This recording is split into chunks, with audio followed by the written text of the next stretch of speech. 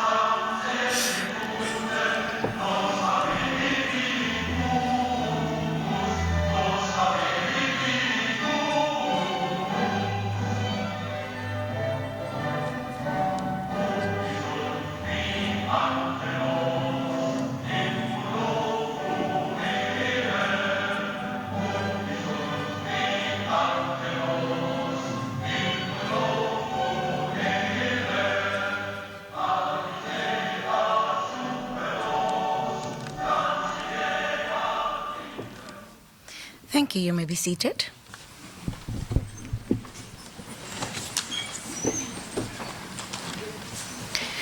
Good evening, ladies and gentlemen. My name is Kathy Kluter, and I'm working in the Marketing and Communications Department of CPUT. Welcome at the inaugural professorial address of Professor Tunde Victor Ojumu. This is the fourth inaugural professorial that we have for 2019, and I see we do have all the other four professors here as well, or other three professors.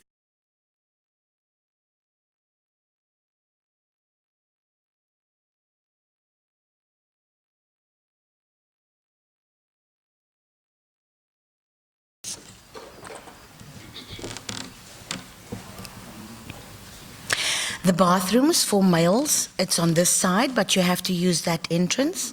And also the bathroom for the females, it's at the back on that side. The exit signs are also all clearly marked in case of an emergency. Without further ado, I'm calling our Vice-Chancellor, Professor Nhlapo, who will officially welcome you here tonight. Thank you.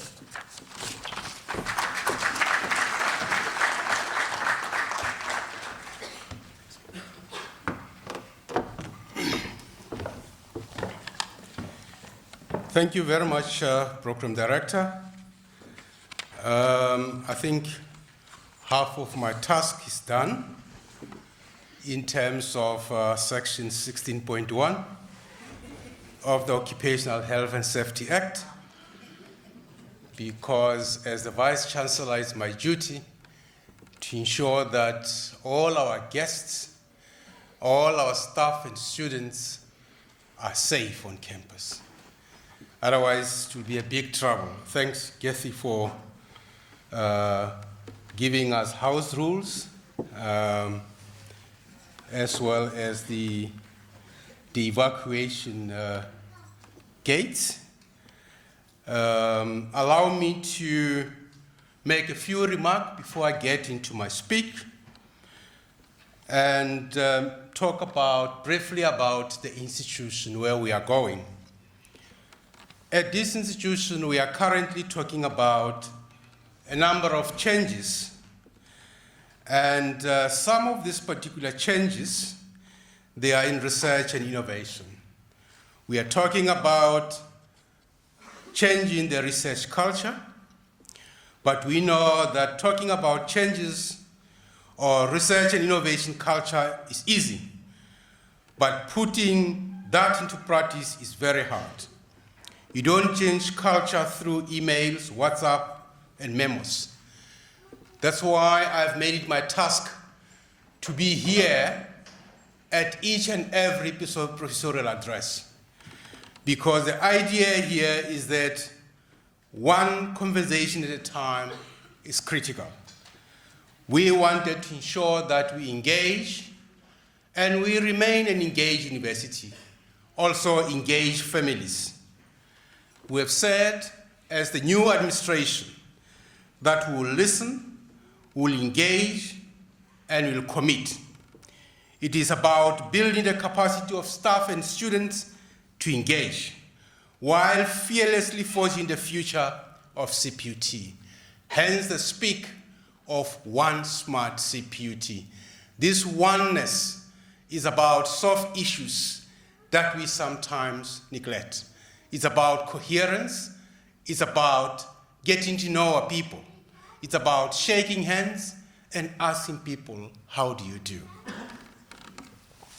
Program Director, in my remarks, allow me, as it is the case here in South Africa, to ask all the women to stand up.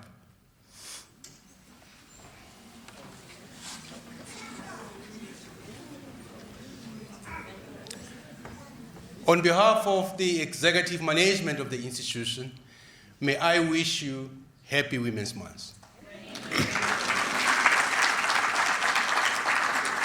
You may be seated. Acting Vice-Chancellor, Professor Marshall Sheldon, the Deputy Vice-Chancellor, Teaching and Learning in Absentia, Professor Rishi Bakaran, the Acting Dean of Faculty of Engineering and the Built Environment, Professor Melet Moll, the first respondent, Professor Peterson, the second respondent, Professor Osi Asere. Smart deans of faculty here present, you're also welcome. And allow me also to acknowledge, even if in absentia, the top 5 co-authors or collaborators of Professor Ojumu. I took some time and actually checked as to who are the people publishing and working with him. And there were 5 names that came up. And the first name was Bamidele Solomon.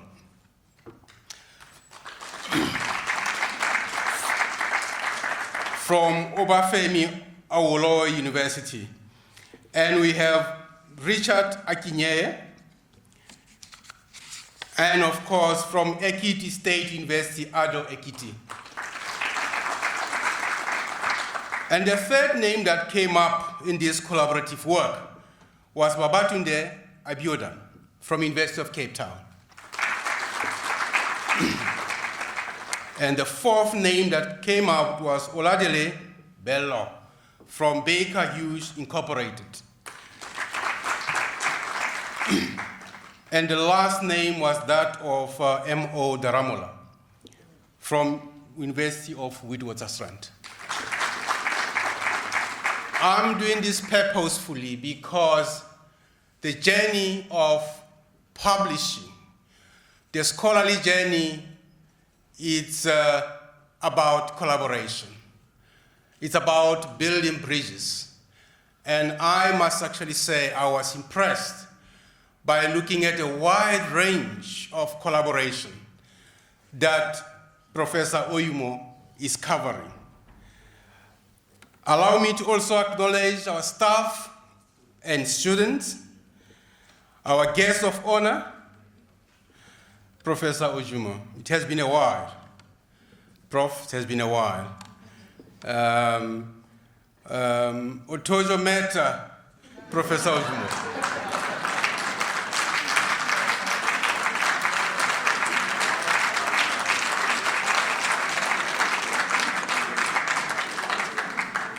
Baoni.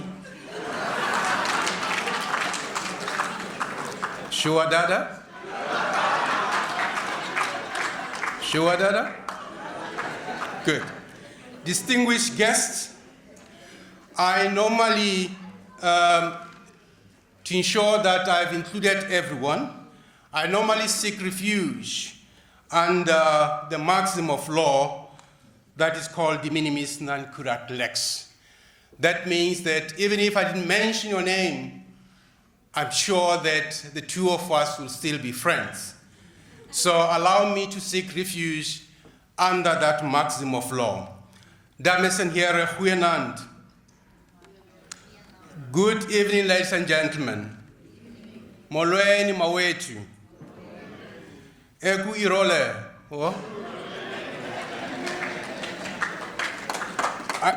I thank all of you for accepting our invitation, especially those who come from afar and have traveled kilometers to be present here.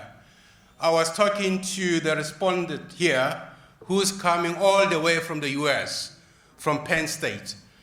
That actually tells you about the relationship that Professor Ojumu has actually built. Professor Ojumu, this inaugural lecture invokes joy and emotions in me. I recall as a DVC Research and Innovation, I did not know you. But one day I was the host to my fellow DVCs in the Regional Expensive Equipment Program. That is normally termed REEP, R-E-P-P, R-E-E-P, which normally submit applications to the National Equipment Program. We're talking about the state-of-the-art equipment, not equipment of the well-found laboratory. And let me tell you, in our engagements, I know that in many of those meetings, we'll meet as regional DVCs, but a large number of equipments will go to sister institutions in the region. Because in many cases, I was scratching my head that our proposals were not up to scratch at times, and and all those things. That's actually where we come from when we started. I'm talking back now, 2008, 9. But the power of good science is amazing, because I remember your very first application. There was unanimous approval of that application because the science was good. The proposal was well written.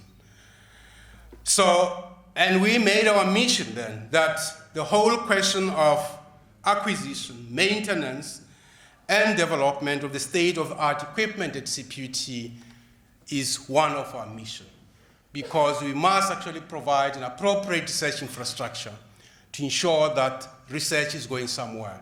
And today is history. The results are there for everyone to see that as an institution, we are punching way above our weight. And I remember that day that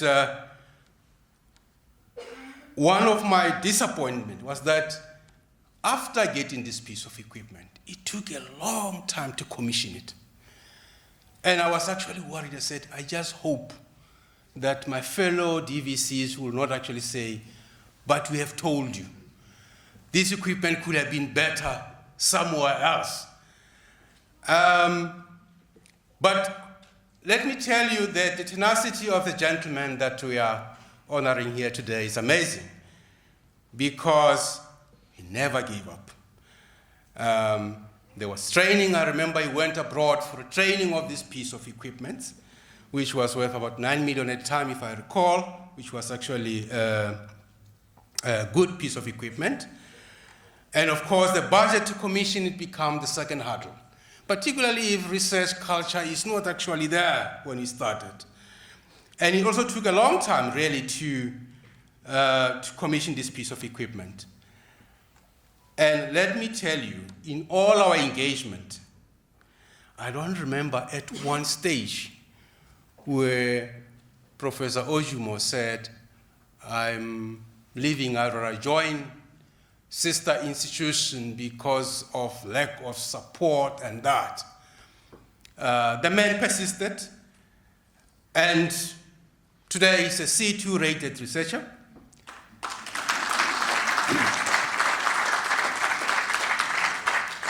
And I can tell you, all of the reviewers are firmly convinced that you are an established researcher. And as an institution, we agree.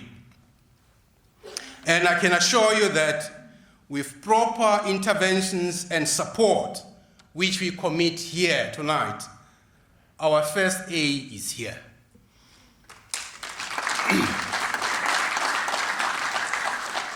One thing that I know that I can actually tell somebody, even if you can woke me up, is the whole question of research management. You can woke me up 12 midnight because I've lived and breathed research management. And I can tell you that we do not need to buy an A. We can buy an A, can advertise, can buy an A. But this institution will actually build and will have and will produce its own A. And it's sitting right here in front of us.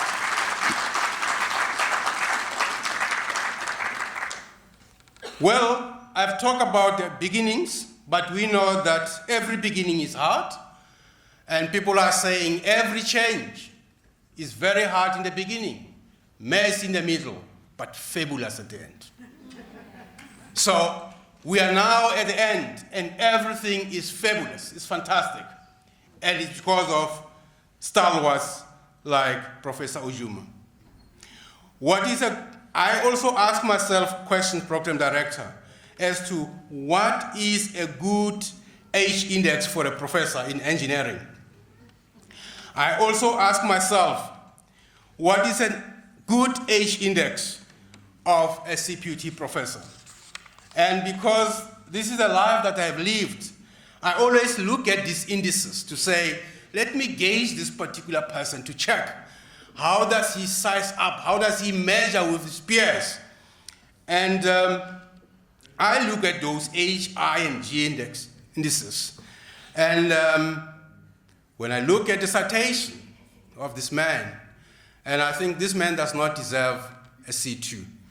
This man deserves at least a B3 or B2.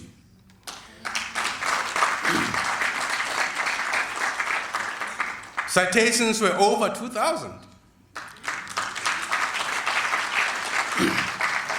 And the H index 23. That tells a story if you understand the indices. That tells a story. So I think, ladies and gentlemen, if we are talking about a smart university, a smart campus strategy, we must actually build that around people like Professor Ojumu.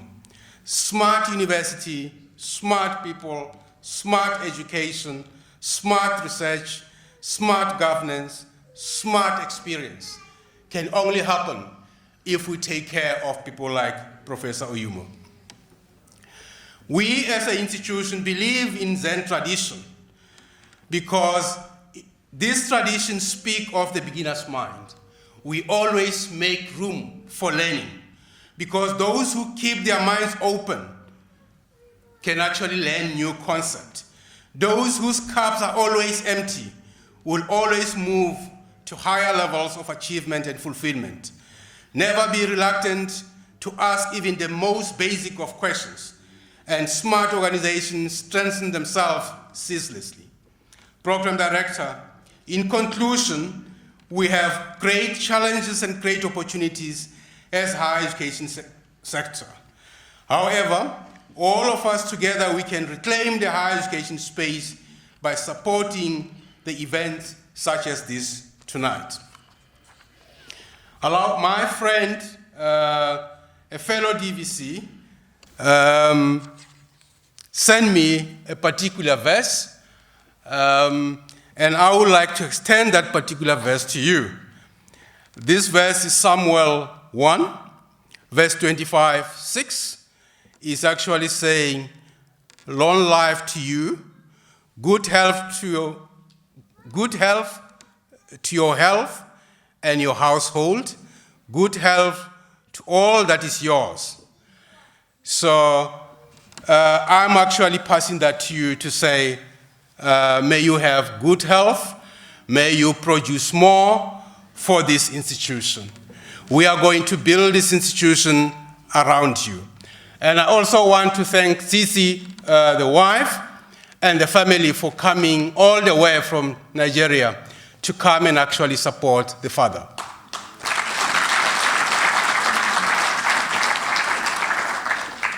I will be remiss in my duties if when I conclude my speech, I don't actually thank all of you using the 3 official languages spoken here. A large number of people in this part of the country will hear you when you say, Enkosi mawethu. And an equally large portion will hear you very well when you say, thank you. And of course, a large portion will also hear you well when you say, Baya Danki Dameson here, then I will have covered the entire province. But I think it's important to say, Oshe, Eshe, Odabo, Odaro. Thank you very much.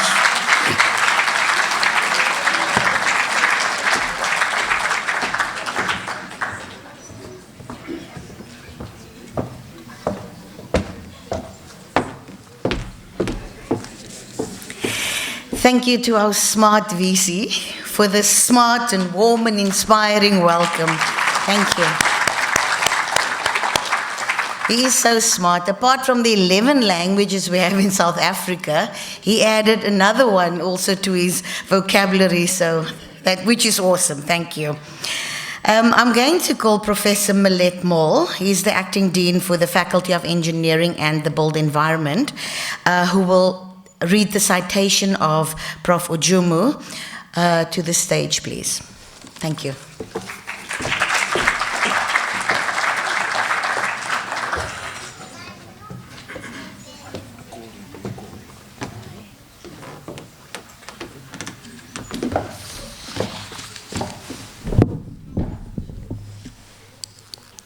Good evening. It is a rare honor tonight for me to read the citation for a dear colleague, a friend, and a valuable asset to our faculty. Omowe Ojumu.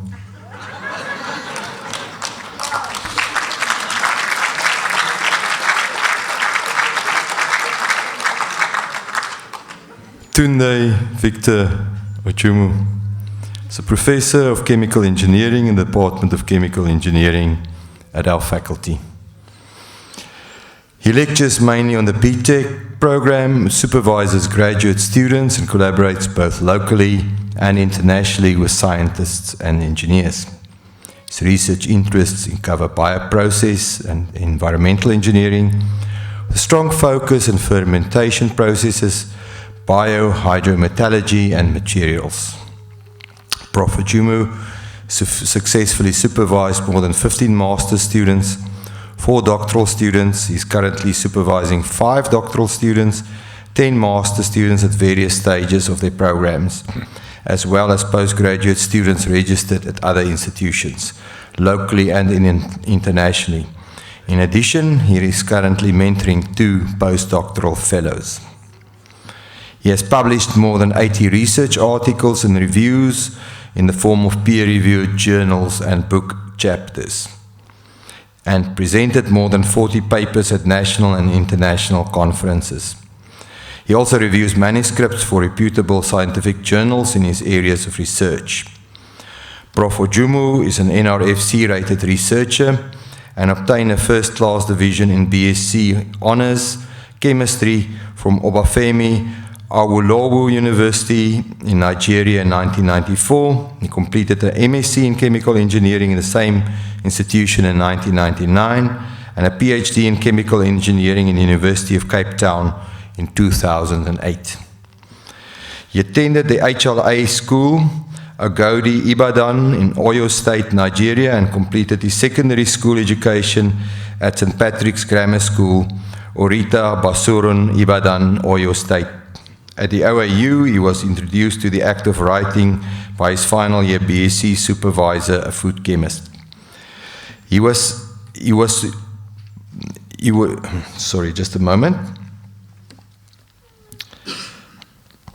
His final year project formed the basis of his paper published by Plant Foods for Human Nutrition due to his exceptional grade. First class, Tunde was offered automatic employment as a graduate assistant academic staff at entry level in the chemistry department, an offer he declined in order to pursue a high degree in the chemical engineering profession. His outstanding performance during his MSc program helped him get a job as Research and Development Officer at the Engineering Materials Development Institute in Akure, Ondo State in 2001, a parastatal of the Federal Ministry of Science and Technology in Nigeria. While there, he engaged in materials development research, specifically focusing on improvement and development of materials from agricultural wastes. One of his most cited articles was a research project he initiated while there to investigate the development of biodegradable composite material for engineering applications. In 2004, Tunde joined the Center for Bioprocess Engineering Research at UCT for his PhD program in the area of biohydrometallurgy. He was supervised by Professor Johan Petersen and co-supervised by the late Professor Jeffrey Hansford. His PhD focused on understanding effects of extreme conditions in bioleach heaps on biooxidation of ferrous iron. He was awarded several scholarships, most notably the Dart Scholarship he received from Germany. Due to his passion for teaching and learning and also research, Tunde took up an appointment as a senior lecturer at the Chemical Engineering Department at CPUT in January 2009. He was promoted to Associate Professor in 2011. Tunde was rated as an emerging researcher by the NIF in 2011 too. And in 2017, his NIF rating moved up to category C as an established researcher. He is regularly appointed as a panel member and or reviewer for the NIF for many of their funding or grant applications. He has received support for various grant awards, namely West African Research Association Award, the Competitive Support Fund for National Researchers, the NRF Knowledge Interchange Collaboration, and more recently, the National Equipment Program Award for the purchase of the supercritical extraction and fractionation pilot plant for the establishment of a research niche area in separations technology in the Department of Chemical Engineering, as the Vice-Chancellor mentioned. He is a member of many professional bodies, including the Nigerian Society of Chemical Engineers, Material Science of Nigeria, South African Institute of Mining and Metallurgy, and South African Institute of Chemical Engineers, the Institute of Chemical Engineers. Due to his participation in branch activities and his research involvement in biohydrometallurgy, Prof Ojumu was appointed as the chairperson of the Western Cape branch of SAIMM between 2013 and 2014. Tunde has a propensity to collaborate with other researchers, having collaborated with 25 researchers nationally and internationally from Nigeria, South Africa, Europe, the UK, and the USA. Within CPUT, he collaborates with many researchers within and outside his department. His collaboration within his department is mostly geared towards advancing knowledge with a view to provide research leadership, mentorship, and support. Some of his colleagues in the department had the following to say: his voracious drive for research and general knowledge, readiness to impact and impact without reservation are virtues I'm still attempting to imbibe. He brilliantly and creatively crystallizes, synthesizes, and disseminates knowledge and ideas. In spite of his quiet honors over the years, he has not rested on his oars, and he continues to develop capacity by mentoring younger researchers, myself inclusive. He's currently pioneering a research area which will put CPUT on the map and position it as a research hub in the cutting edge of technology in the Western Cape province of South Africa as a whole. Associate Prof Sean Oyekolo. I have hardly known a single character who has made and still continues to make a bigger impact in facilitating the achievements of colleagues' dreams and aspirations in a professional setting than Tunde Ojumu. This, combined with a publicly documented and verifiable illustrious academic career to date, makes me proud to be afforded the opportunity to support his advancements to the status of full professor. I would like to echo that, Professor Ojumu. It was said by Mr. Tafi Wadzivamutu. Regarding Professor Ojumu's record in institutional leadership, he was appointed head of the program of chemical engineering at the then Cape Town campus prior to the consolidation of the chemical engineering department onto Bellville campus. Since September 2017, he has been acting as the coordinator of research, technology, innovation and partnerships of the Faculty of Engineering and the Built Environment. He represents the faculty at the Senate subcommittees relating to research, research ethics, and postgraduate education. Professor Ojumu has undoubtedly contributed significantly to knowledge generation and research development at CPUT, locally and internationally. This is evident from his research publications. He continues to make various important contributions to capacity development through postgraduate supervision and mentorship. Professor Ojumu, we are looking forward to you becoming the first B-rated researcher in this institution and thereafter the first A-rated researcher in this institution. And we believe those targets are achievable for you. I have one word, one phrase to say. Uremi ku urire.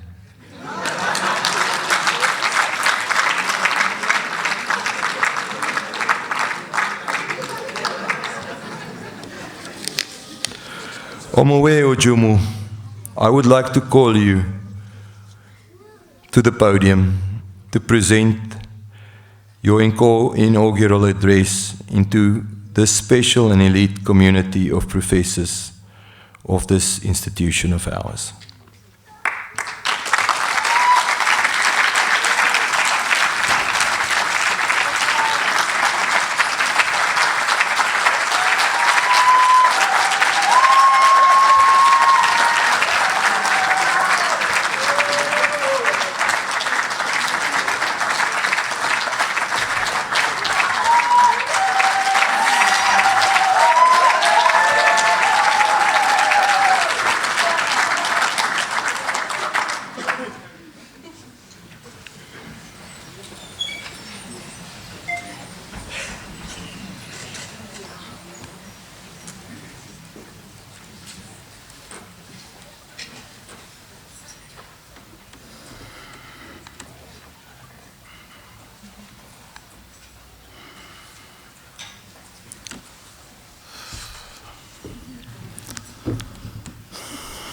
Good evening, everyone.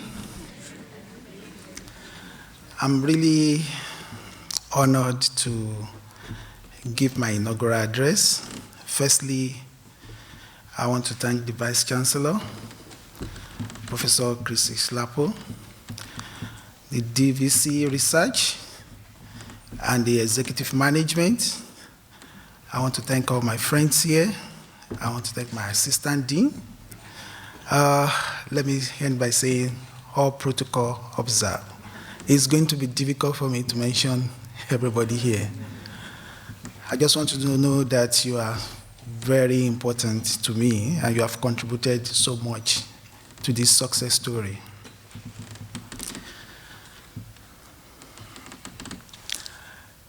To start with, I want to say the most difficult challenge for me in putting this together was actually the title of my inaugural.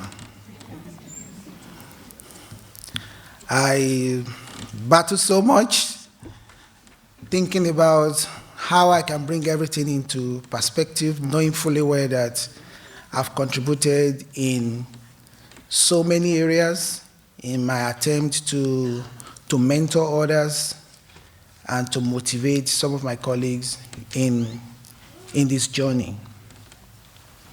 And when this title came to me, obviously in my dream, I quickly wrote it down.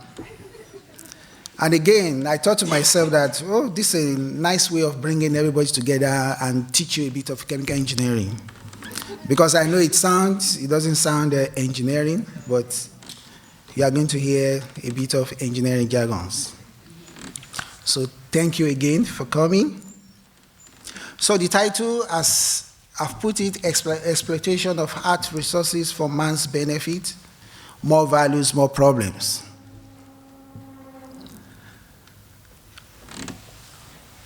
And just to give an overview of what I'm going to talk about, Vice-Chancellor, I'm going to give a brief introduction of my research journey, and I'm going to talk about the natural resources that we are blessed with on this earth and how they've been exploited.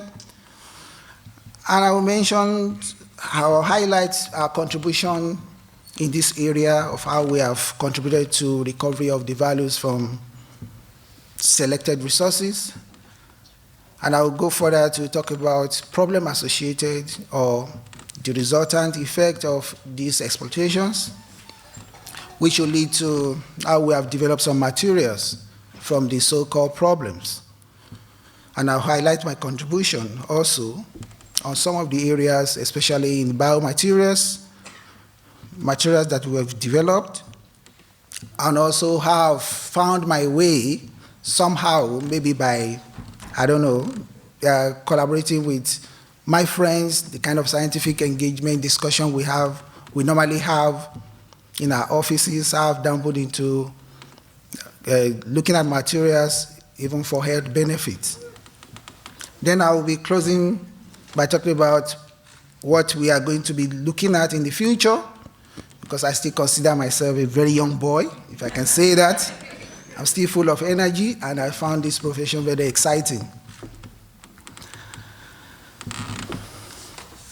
Vice-Chancellor, in 1994, I was introduced to research by my fourth-year BSc project supervisor, Professor S.R.A. Adeusi.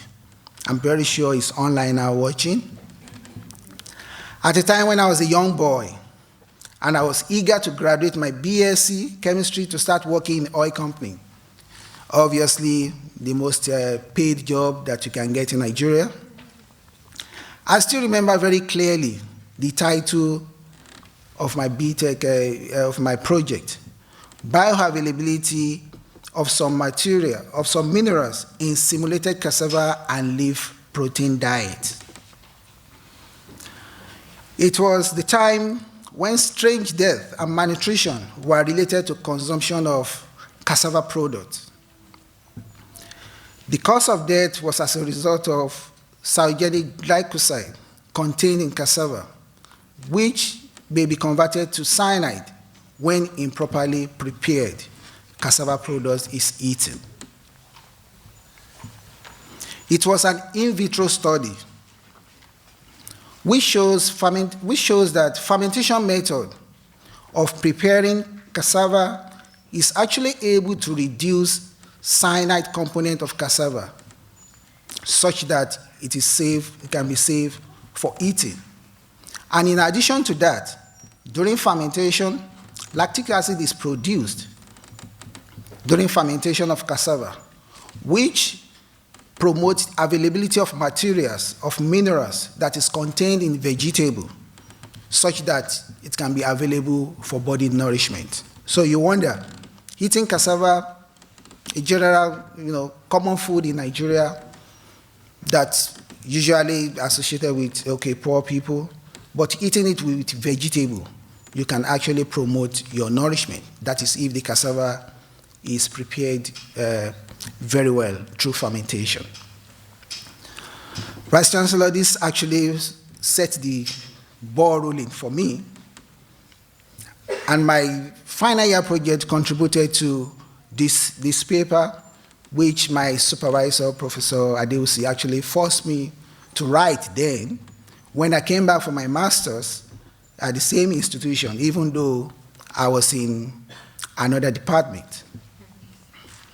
This paper and the article from my master's dissertation actually changed my worldview, and that sparked the light in me of becoming a researcher. I never even thought of applying to a company. Googling, at that time, internet was just coming up in Nigeria, and I was so excited. Every computer I see, Google just puts my name, bingo, my name comes out. I was like, wow, my name was everywhere. From then, people started sending me requests, even at that young age, some calling me professor. I was like, wow, you don't know what you're talking about. I never knew I would be this far. After then, Vice-Chancellor, after completing my master's in 1999, I joined Engineering Materials Development Institute in Akure in Nigeria, where I was involved in material research and development. And my task then was to look into developing materials from biomass waste, and also to improve material properties.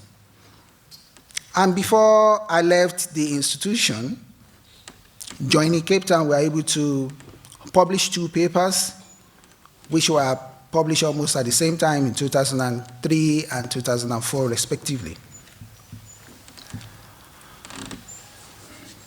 So, just to start, I would say I just want to start now by highlighting the natural resources that we are endowed with and the benefit we derive from their exploitation.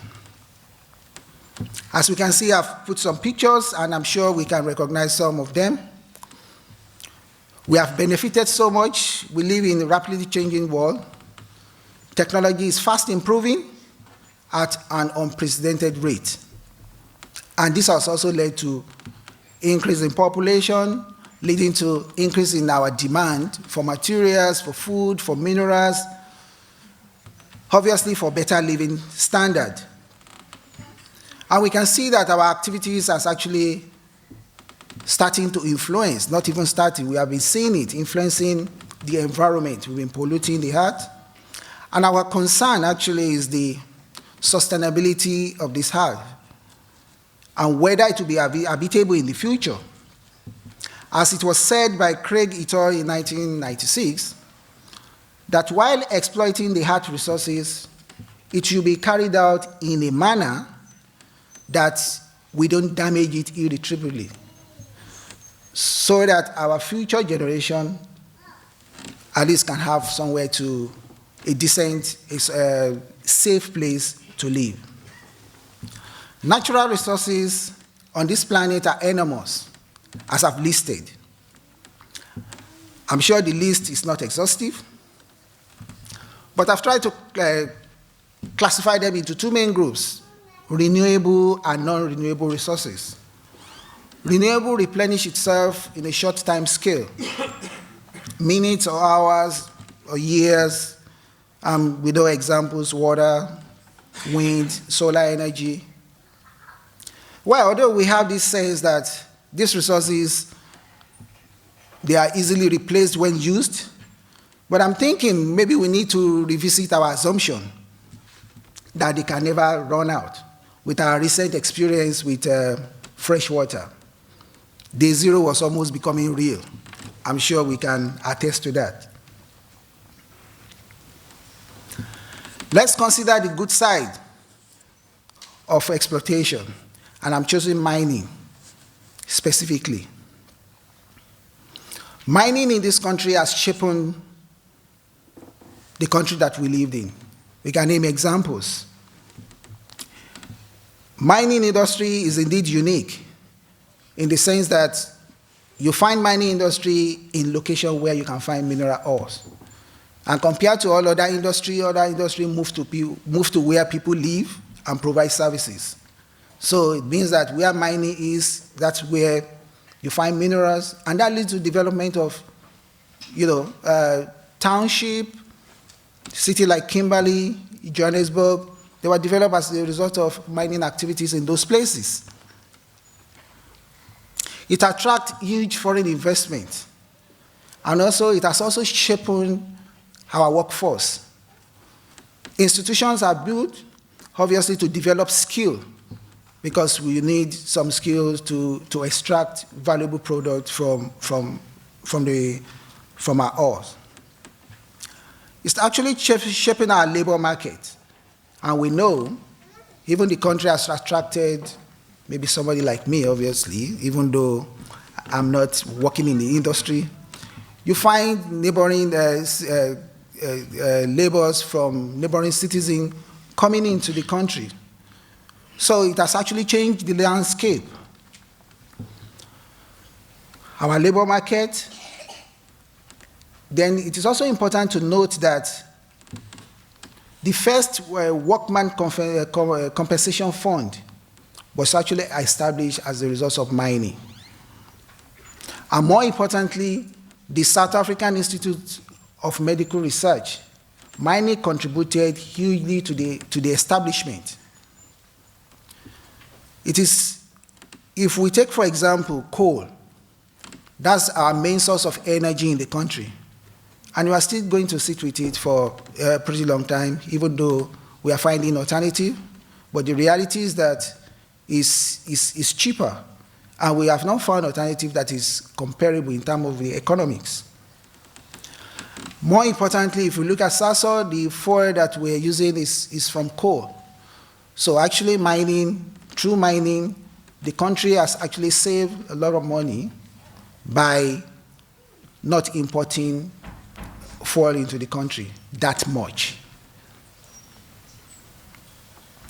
Now let's go to, I want to talk briefly on my contribution to the values that we extract from the selected resources, and I'll be majoring on mining. How do we get the values? When mineral ore is obtained, they are usually subjected to some processes. And the idea is to concentrate it a little bit such that the metals that we want to recover is concentrated within the ore. So after separation to concentrate the mineral, it is subjected to either these two processes as shown in the figure above, either through hydrometallurgy or pyrohydrometallurgy.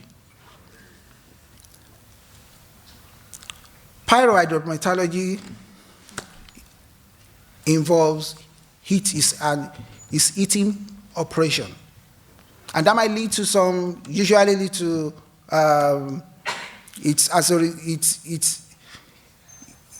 the process is such that it converts the mineral ore by melting and smelting, leading to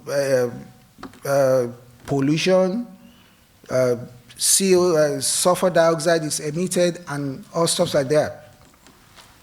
But this is a feasible method of extracting our values.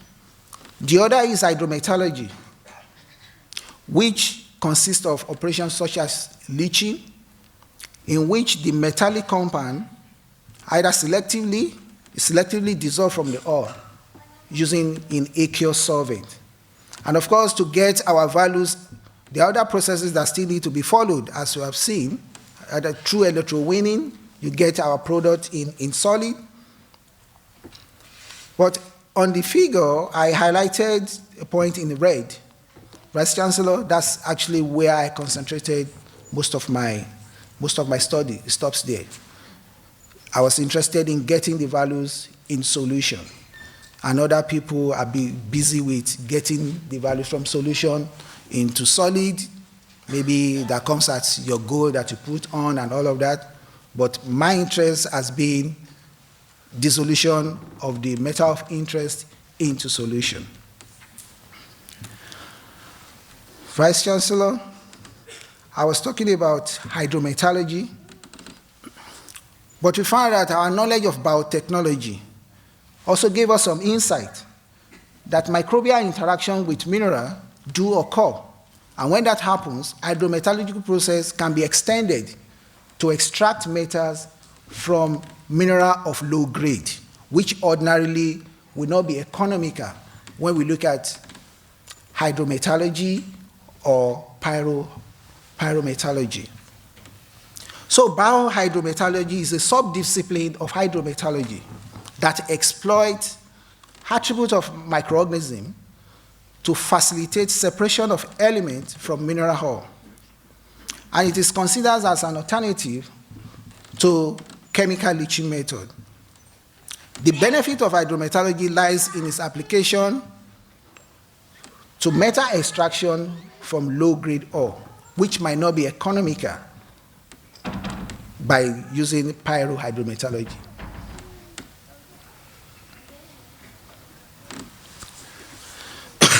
I've put these pictures there to see the scale at which we are actually talking about when it comes to leaching.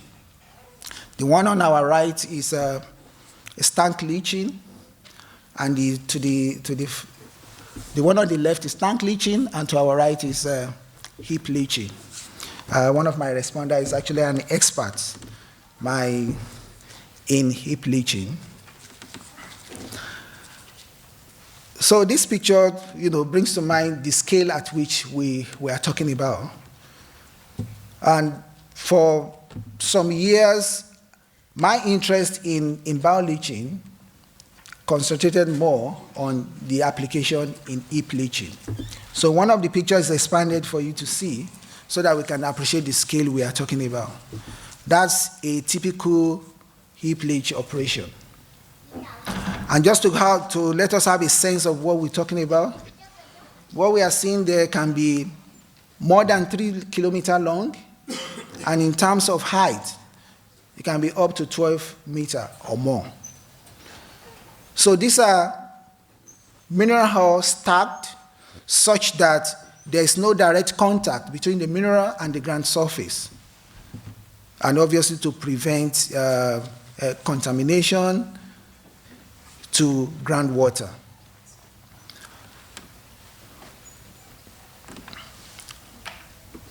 Typically, this is how we describe the process. We are talking about dissolving metals of interest into solution, and our heap leaching is described schematically as we've seen. So it's a system that looks like what we are looking at, such that we sprinkle maybe acid solution on the top, and below it, it's designed such that it can be aerated from the bottom, and we expect reaction to happen. So the liquid that seeps through, we call it pregnant leach solution. So it contains our target metals. That's the idea. But obviously, you are dissolving your metal of interest, you are also dissolving metal that is not of interest. Microbes is used, in this case, it facilitates the process. So we need to be, you are dissolving metal that you are interested in, and you are dissolving metals that you are not interested in that might be actually toxic to microorganisms. Before I go further, let's just look at the mechanism. This always comes up in all my talk, just to drive home the point of what we're talking about. The chemists will understand this. The first equation we are looking at is leaching. We are interested in getting our metal, which are represented by Me here, into solution. That is, from metal sulfide into metal ion, Me2+. We want it in solution. But if you look at that equation, ion 3 is there. Ion 3 is an oxidizing agent which oxidizes the metal and causes the dissolution. But in the process, ion 3 is converted to ion 2. That's a reduction process. So what microorganism does is actually to reconvert ion 2 to ion 3. And the assumption is that as long as we have ion 3 in solution, then the first equation will go to the forward direction. That is the assumption. So, Vice-Chancellor, I've concentrated on what I highlighted for some years now. I'm sure you can attest to that. So I focused on the oxidation of ion 2 to ion 3, because the belief is that that drives leaching, the microbial oxidation. And I said also previously that microbes are affected by other metals that are dissolved in solution. So the idea of bioleaching is actually to make the microorganism happy. You want to make them happy, keep them in a state that they are happy, then ion 2 will be converted to ion 3, then your desired equation will go forward. Where the other equation of a sulfide going to acid tells us the first equation is in acidic condition because you are producing acid.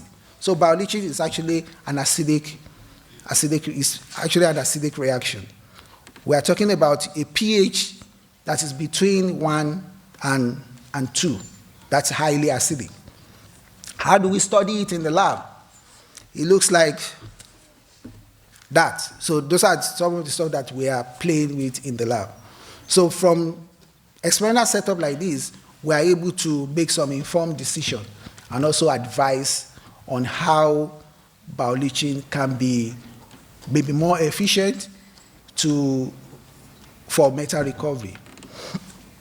Starting out with this experiment in early 2005, I was faced with several tasks, and I will be sharing some of the results that we learned from this study. Firstly, we started by wanting to know the right equation to use to describe the oxidation process. You might not be able to see, I apologize for that, there are a whole bunch of equations that has been published. So we delve into the literature looking at all the equations that has been there over the years for the past 30 decades. And we found that all these equations are actually derived from the generic equation that we all know, that the microbiologists will know, Monod equation. We found that there are variants of it. And I'll call it intelligent guess that myself and my supervisor did was to compare, to look at this equation and actually fit them to a different set of data to see whether they are saying the same thing or not. Because everybody, every year, maybe in 2 years, somebody dream up, oh, rate equation, we keep seeing different rate equation. So we got an interesting data telling us that all this equation seems to be pretty saying the same thing. They have the same shortcomings, they fit the data almost at the same region. So what's the need for more rate data to be developed? So we're able to come up with this conclusion that the equations are pretty saying the same thing, and that your choice to describe rate oxidation is just choose any equation that suits your experiment. You pretty get the same thing. This was published in 2006 with my supervisor. More importantly, we are aware of the iron content in a typical bioleach heap system. And we try to look at the effect of this iron concentration on microbial activity. And interestingly, we discovered that the overall rate law actually decreases as you decrease iron concentration. However, we found that the overall rate law is actually inversely related to a specific rate law, to the specific rate of oxidation. That is oxidation if we were to count the microorganism like one by one. We want to count oxidation performed by each microbe. So even though overall oxidation by all the microbes decreased, but oxidation rate contributed by each of the microbes actually increased. And what we suggested there, or our assumption was that maybe these microbes, maybe they were talking together. Maybe they were discussing on how to share their energy. But that is still, we are still going to pick it up somewhere. Vice-Chancellor, it is also interesting to talk about dissolve of other ions that we are not interested in, but that will ultimately be dissolved in solution with the ions that we are interested in, how they affect microorganisms in this situation. And we found out that aluminum can be tolerated at moderate concentration, but not with magnesium. And that it is important to check the pregnant leach solution to track the ionic strength, because at some point beyond 1.5 molar, the ionic strength, the concentration of all metals in pregnant solution will be inhibitory to microbes. And in that case, the microbes will not perform as efficient as should be. More importantly, Vice-Chancellor, we also look at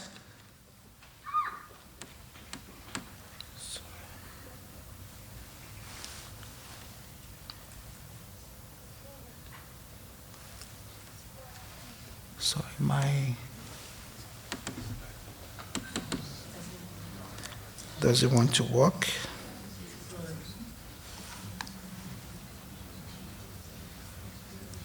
Okay.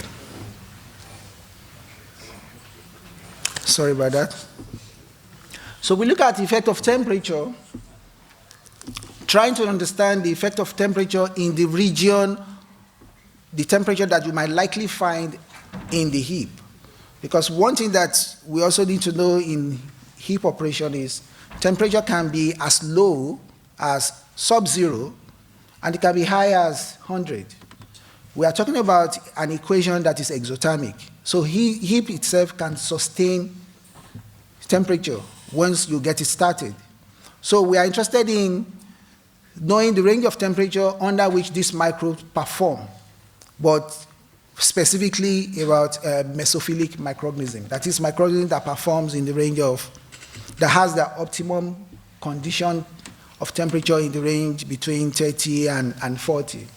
And we are able to see that beyond 42 degrees centigrade, it might be impossible. In fact, it was impossible to keep the microbe in a chemostat, that is under a continuous operation. But that is not to say that in a batch system, they will not be active. Since pH is also important in bioleaching, we're able to show, because why pH is important is ferric ion, that is an oxidizing agent, at high pH will precipitate.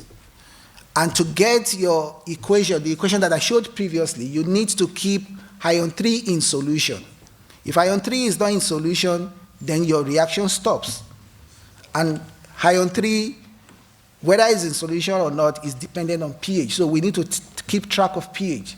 And if you consider the scale we are talking about, looking at heap leaching, if your pH is higher beyond normal, you are looking at that whole system becoming blocked.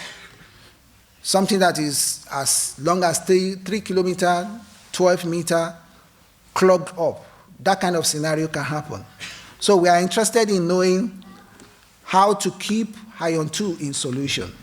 So we discovered that at pH around 2, you can actually lose up to 13%, which might seem small, but in the context of heap leaching, it might be significant, because the life of heap itself can be as long as 5 years from start to finish or more.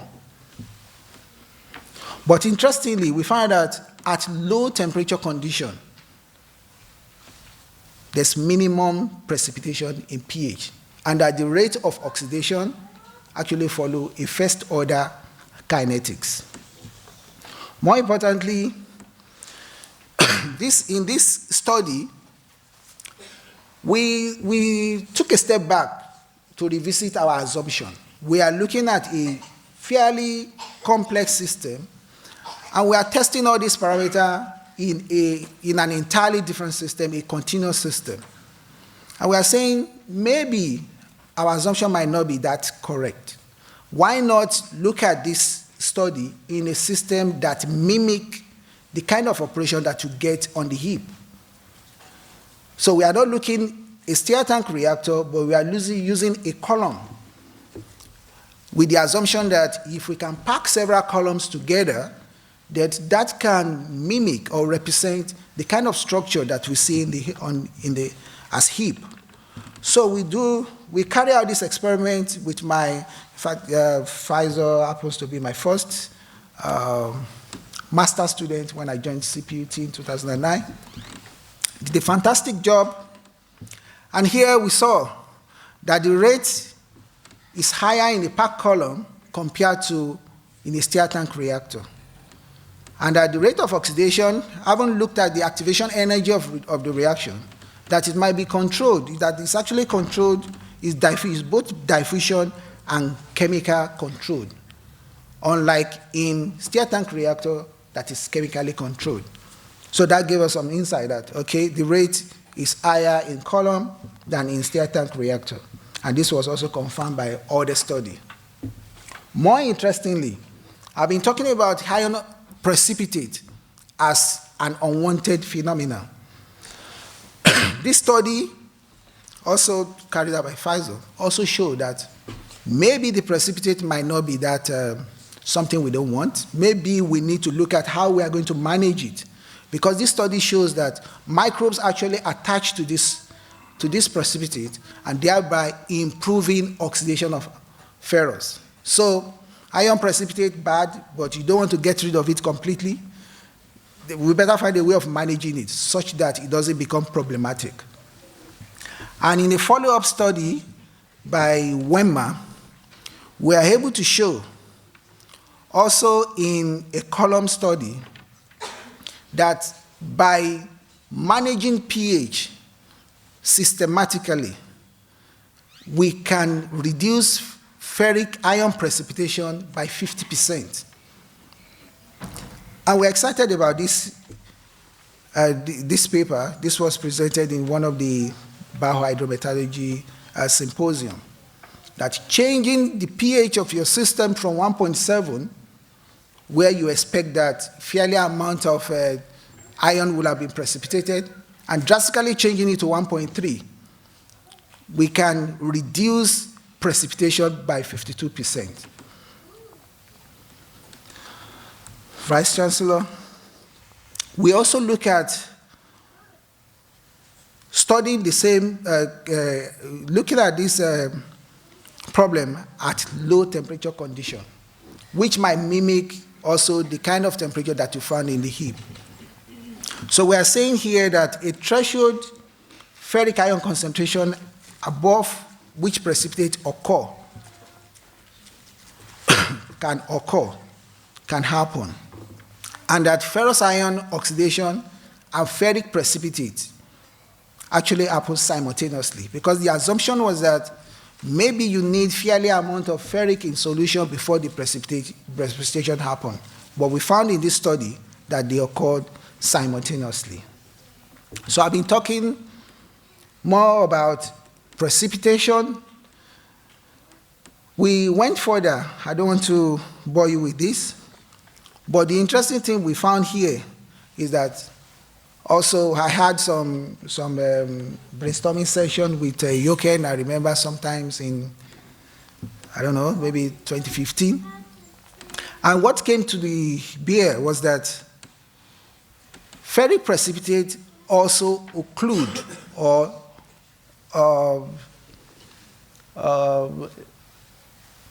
ferric precipitate also, we are trying to leach our valuable minerals, but ferric precipitate also affect leaching in a way by trapping these desired metals. We don't know the mechanism, maybe by adsorption. So that led to the study conducted by one of my students also in the audience. And we are saying that possibly it could be the surface property of this precipitate that inform the way they scavenge desired metal. So in this study, we are able to show, we're actually looking at the effect of pH on the surface property of the precipitate we're talking about. And we found that if you look at this diagram, as you increase the pH, the particle size of the precipitate decreases. And I'm sure chemical engineering students will know that as particle size decreases, surface area increases. That maybe we found this interesting, and we are still going to explore it further. Vice-Chancellor, I think it's important to talk about the legacies of mining. We've looked at our contribution to understand and improve the process, but the reality is that there are some problems associated with it. For example, we know about coal. That's where we get our energy from, and we're still going to be stuck with it for a long time. But the reality is that it constitutes more than 80% of the power that ESCOM produces, as shown by the SA stats. But in generation of electricity, we produce huge amount of fly ash, and only 7% of it is sold. But the reality in this country is that we produce two types of coal. There's high grade and there's low grade. We export our high grade for cash, but it's our low grade that we're actually burning for energy. But we are sitting with a problem. Huge tons of fly ash. We have fly ash dump that is as old as 15 years. And in fact, the reality is that some power stations are actually running out of storage for fly ash. And government is thinking now that we need to find other use for fly ash. Fly ash is being used as an additive to cement, concrete. There are pockets of study of how to use fly ash, but this still constitutes about 7%. So we have huge amount of fly ash lying fallow. But again, it's an hazardous chemical. It contains all kinds of elements, heavy metals, and so on, that hugely have negative health implications. And in the papers we can read, it can be associated with problems of lung cancer, several kinds of illness related to respiratory, cardiovascular, and all kinds of bad stuff. Vice-Chancellor, it is also important to talk about the legacies of mining. This, I'm sure we can relate with it. It has been in the news sometimes. We see this in Gauteng province. This is acid mine drainage. This is acid water. And the reality here is that once it starts, it's actually difficult to stop. And it's as a result of our sulfide that is exposed during mining. The oxidation continues forever, just like the mechanism that I showed. Iron continue to, the microbes catalyze this reaction very rapidly. Sulfide is oxidized to acid, so you have acid environment, and that allows metals to leach into solution. So in addition to iron, that makes it yellow or red, they call it yellow boy. You also have other metals that are dissolved. So the water is laden with all kinds of metals. So these are problems that we are facing with. But interestingly, Vice-Chancellor, it is not all bleak. As a chemist, placing huge dump of fly ash side by side with acid mine water, we know that fly ash, fly ash, if dissolved in water, is highly alkaline because it contains calcium. One of the components is calcium oxide. Dissolution of fly ash in water is highly alkaline, and here we are sitting with acid mine water. It's intuitive to any chemist. Bring the two together, you get something neutral.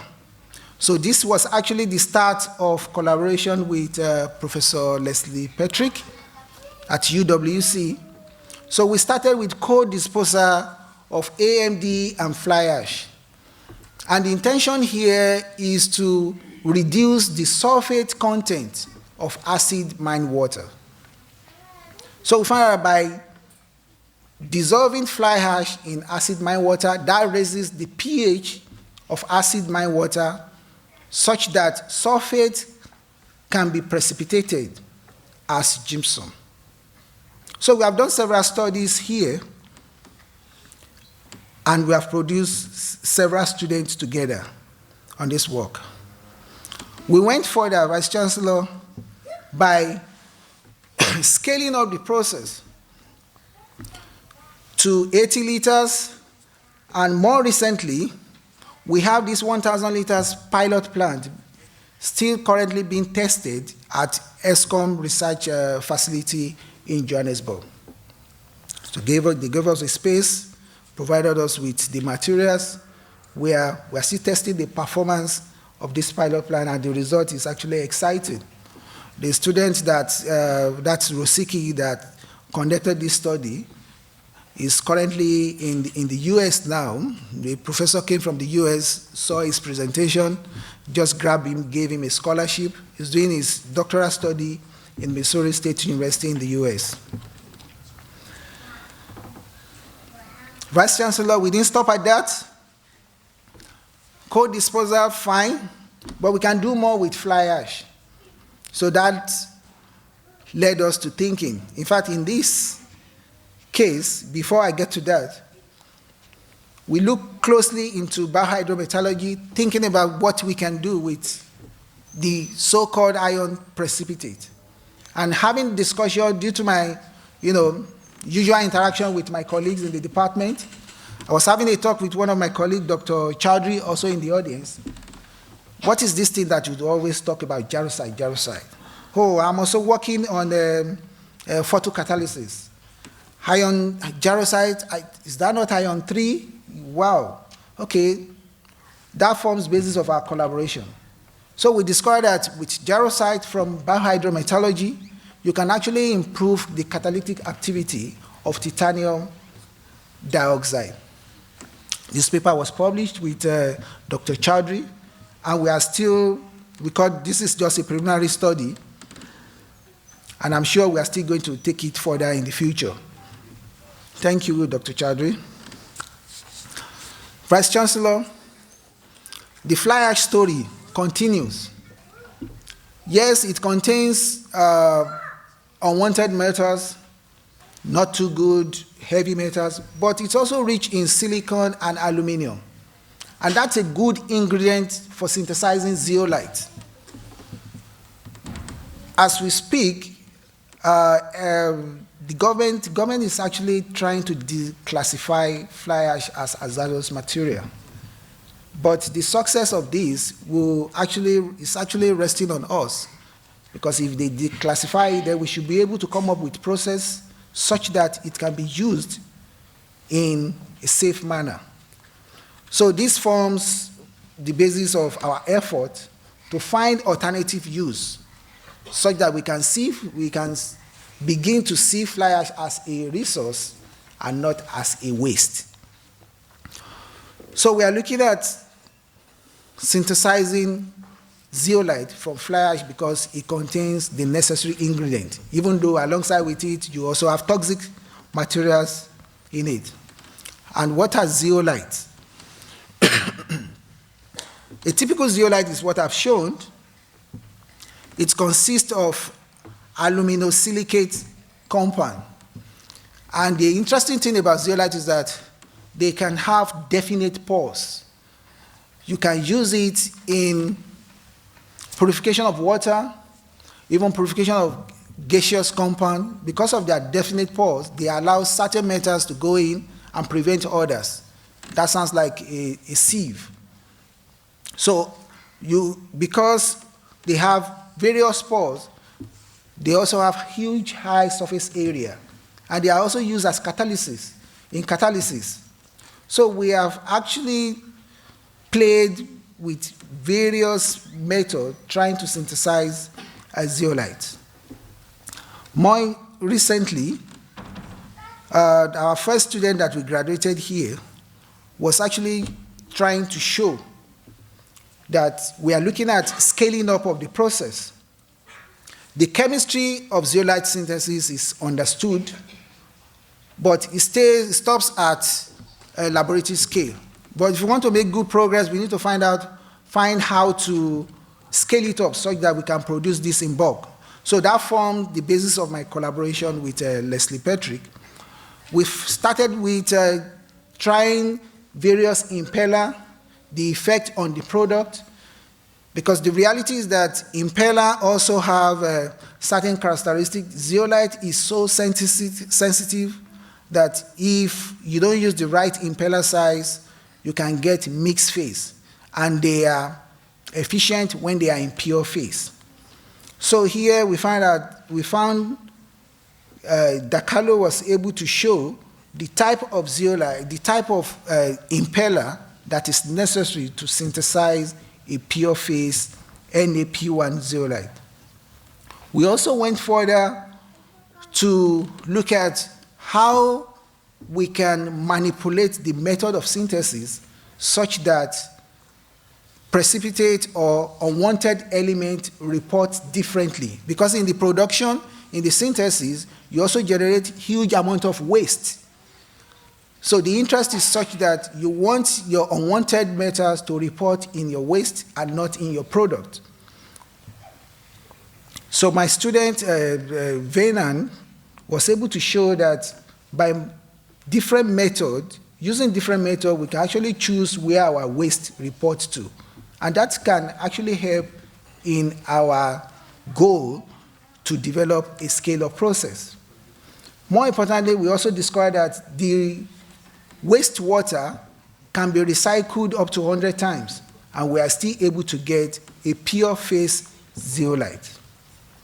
Interestingly, Vice-Chancellor, in this study, we were faced with the fact that having looked at what has been done previously, what came to the bear was that the yield in most of the study were very small, and that would not be a good candidate for scaling up. So we started the investigation, and we discovered that maybe our method or approach needs to be changed. Firstly, most of the operations use high energy process, which might not be cost effective when we are thinking about scaling up. And also, it is important to mention this paper where the author was able to show that sonication treatment of an extract from a fission step can be improved if you apply sonication. But we investigated this process, and interestingly, when this paper came out, my student was also working on the same study. And you tend to think, wow, so how are we going to publish from your work? More like what you are doing is currently being published. But we looked deeper and we found that he saved to maybe 1 hour on the same project. We were able to show that by taking out the fusion step, replacing it with sonication, you can actually save 2 hours. I remember, in fact, that was what motivated us to send the paper to the same journal where the author publishes.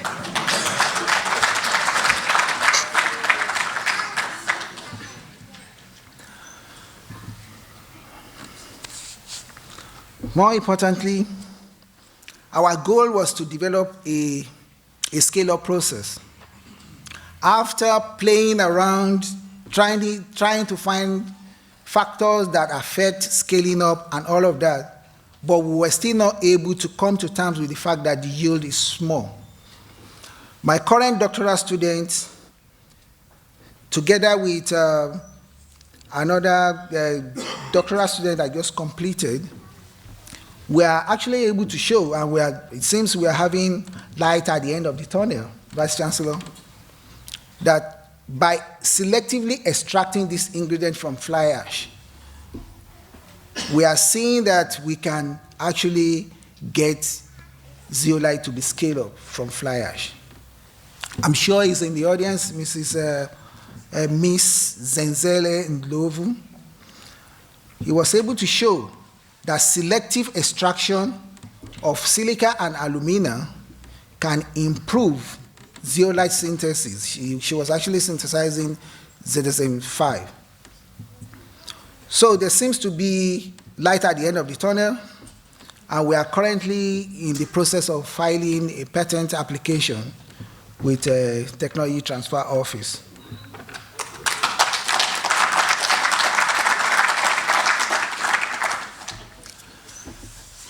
More to say about fly ash. Vice-Chancellor, as I've said previously, we also delve into material development from biomass. Biomass, arguably, we want to say that it degrades naturally.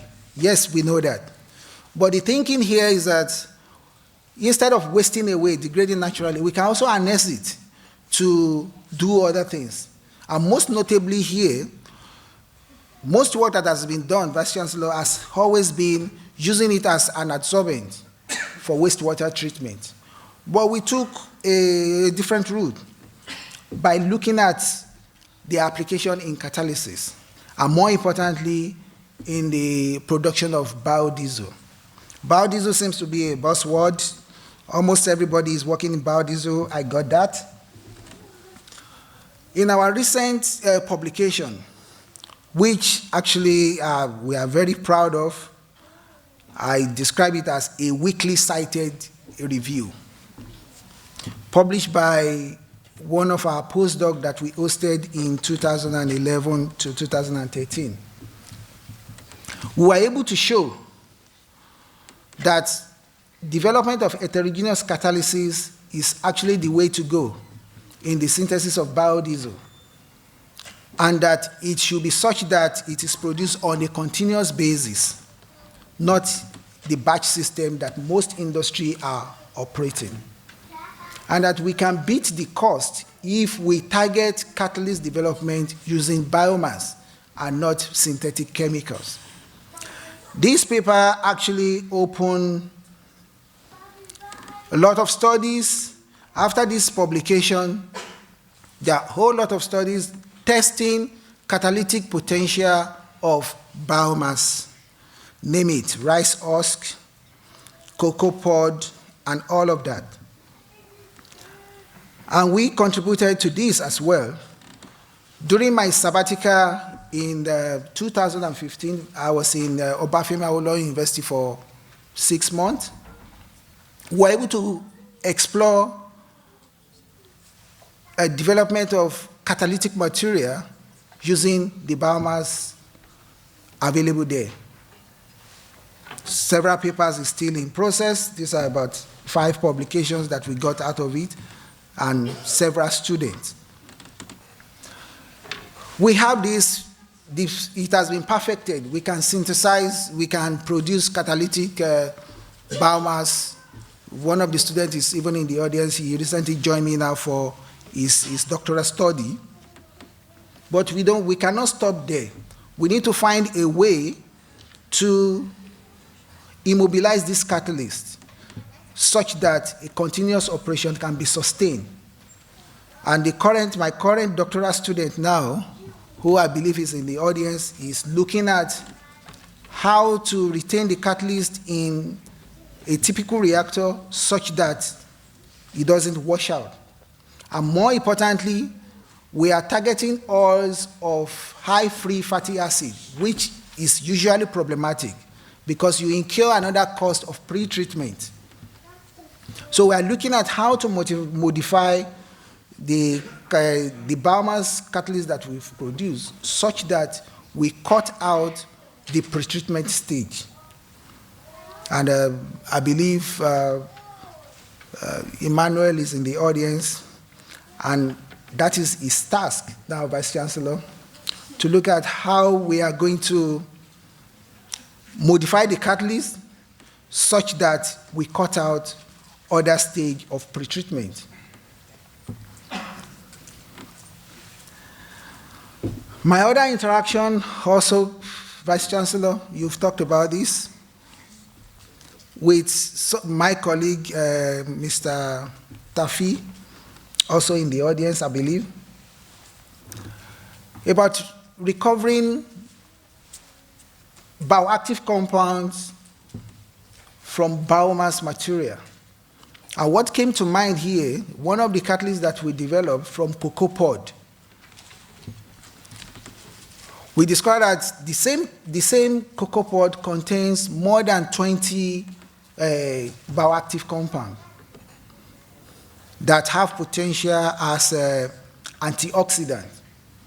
I became so interested in this, and we found that in the literature, the traditional method of extracting antioxidant is through extraction, use solvent, and this idea of high pressure technology came up.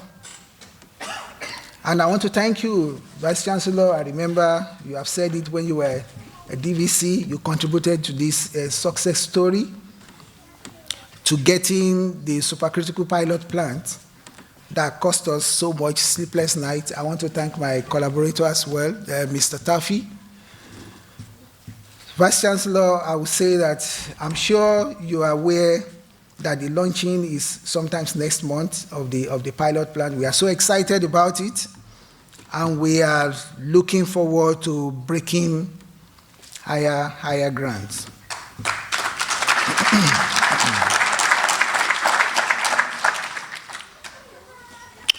Vice-Chancellor, I think I need to fast forward and look into the future. In biohydrometallurgy, a lot still needs to be understood.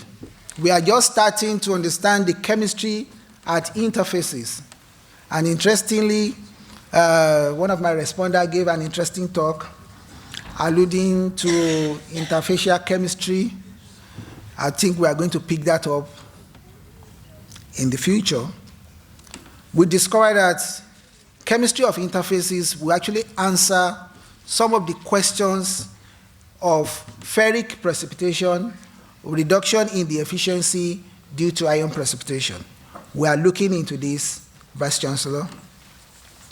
Also, for fly ash, we believe strongly that we are getting to the end of the tunnel with our scale-up project. But more importantly, we discovered that the waste can also be used to develop geopolymer that can find application in construction materials. But what we are not sure, even though it's being used in some low-cost housing, we need to be sure whether toxic materials will not leach out from these construction materials in the future. So we are currently looking at the leachability, the wetness, and also whether these materials are radioactive, because it is important, especially in the context of where we live, that we don't sell construction materials that is radioactive to our people.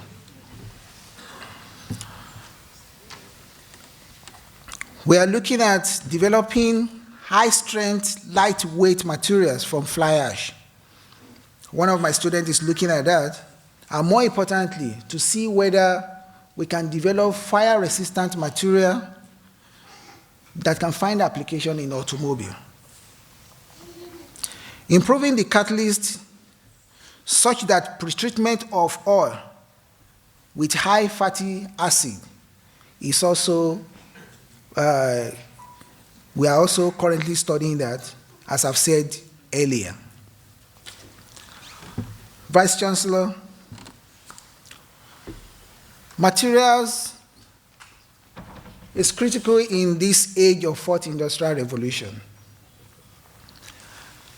We know, and as the respondent said in the early morning lecture we had together, it's critical for our development. I'm aware there are pockets of researchers at CPUT working in various areas of materials. This era of fourth industrial revolution relies heavily on data analysis. We know that. But the integrity of our data is also rely on the material, because the materials are used in developing these devices for measurement. So this is actually a call to me, from me, that this is an area that we can latch on in CPUT. I'm therefore encouraging researchers to come together and let's just jump into this bandwagon. Let's collaborate, even internally, and see how we can contribute to development of materials such that we can also contribute to this era of fourth industrial revolution. Vice-Chancellor, I still want to emphasize and showcase our fancy toy. We are playing with it seriously, Vice-Chancellor. As you can see, we have received several calls, people wanting to collaborate with us from chemistry, medicine, geneticists, name it, Vice-Chancellor. Currently, we have 4 master's students and 1 doctoral student that will be graduating next year, Vice-Chancellor.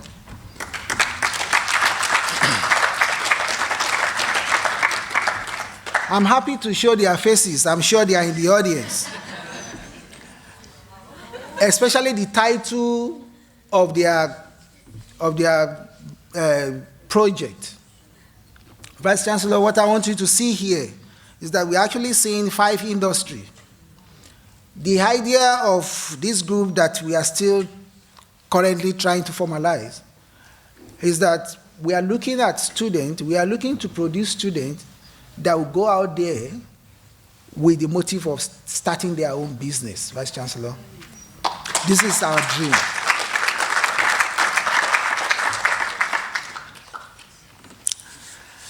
In conclusion,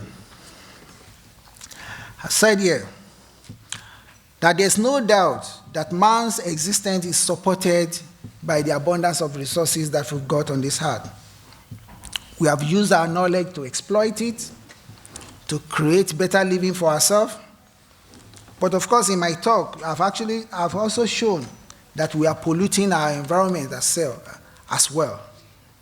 I've highlighted my contribution and those of my collaborators at improving the exploitation such that we get more values, and also our contribution at solving the problem we created, and also making values out of them.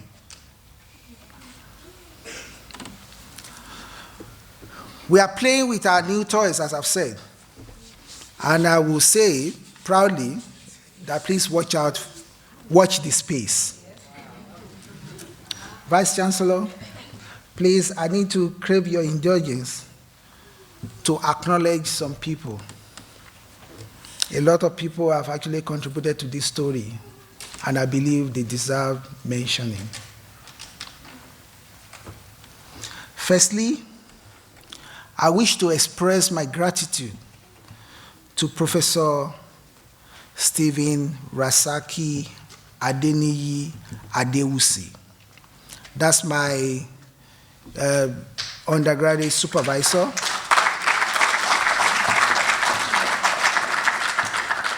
I'm Professor Bamidele Ogbe Solomon. That's my master's supervisor. I'm Professor Yoken Peterson. That's my PhD supervisor, also one of my respondents. Vice Chancellor, these are eminent professors. They trained me as an undergraduate, master's, and doctoral at my doctoral level. I am grateful for the mentoring I receive, and I still receive from you, sirs. You have trained a professor, and I hope I'm making you proud. I want to thank the management of CPUT, most especially Vice Chancellor. I want to thank you, sir, for supporting my research endeavor. I know I can count on the future support from you. I want to thank my friends, Professor Yinka Adeshina. I know he's online watching. I want to thank Professor Kehinde Oluwadiya. Professor Oluwadiya flew from Nigeria with his wife just because of me, Vice Chancellor.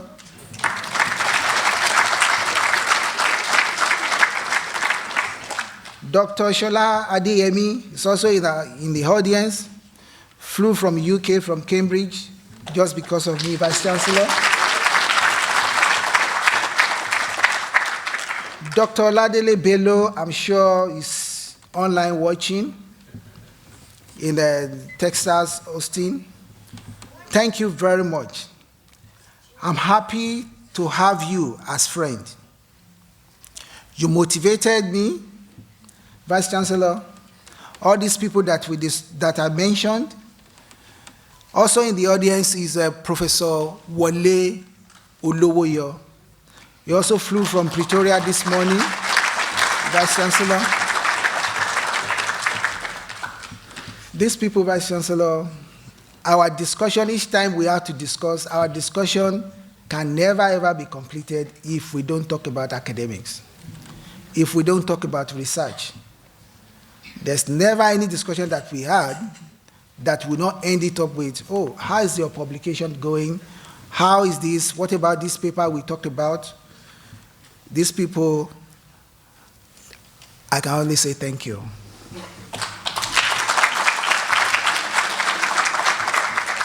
I want to thank Mrs. Bumi Adeshina. Mrs. Ronke Oluwadia. Both of them, Vice-Chancellor, are wonderful to me. I owe them a great deal.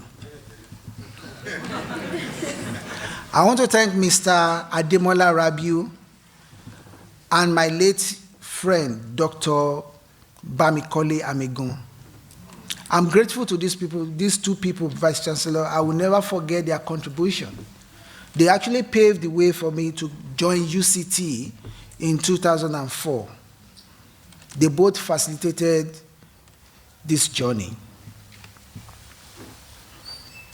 Professor Oluwaseun Oyèkọ́lá, Professor Babatunde Abiodun, Professor Niyi Isafiade, Professor Billy Oborien, Dr. Femi Olaofe, Dr. Kayode Ajayi, Inioma Ogbonna,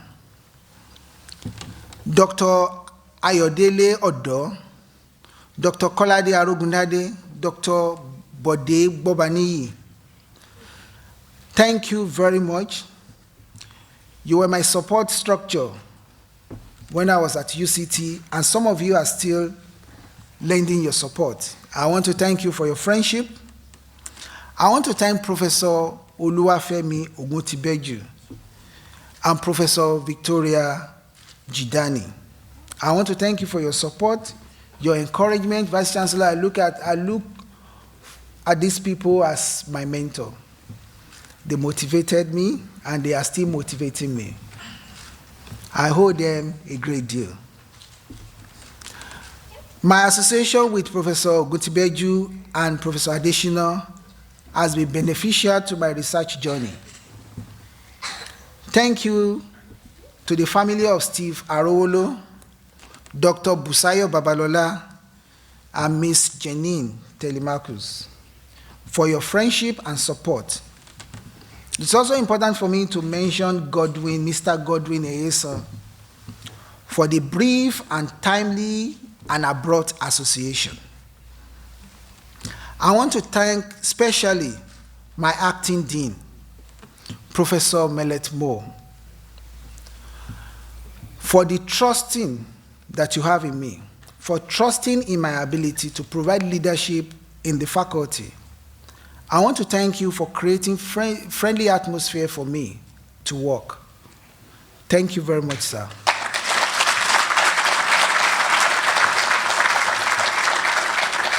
I want to thank my former boss, Professor Daniel Ikuomoribe.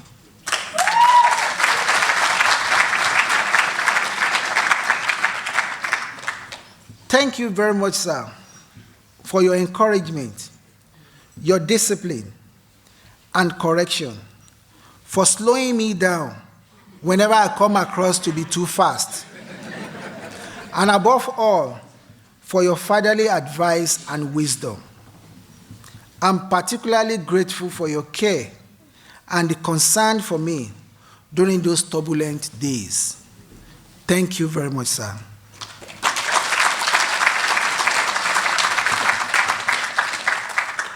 To my new boss, Professor Karabo Ntwampi.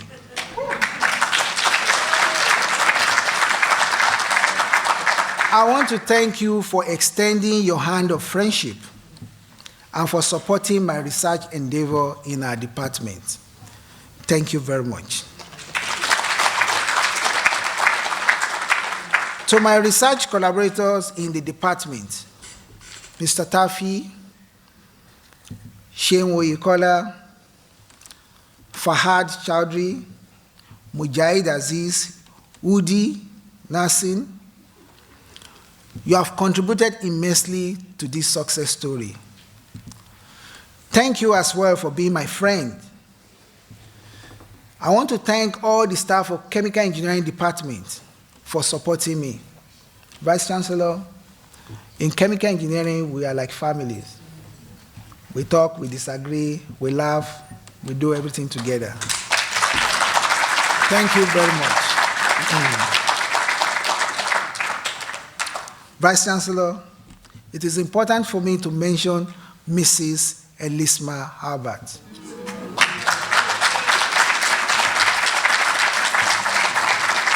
It is important also to mention Annelyn Small, Mrs. Annelyn Small.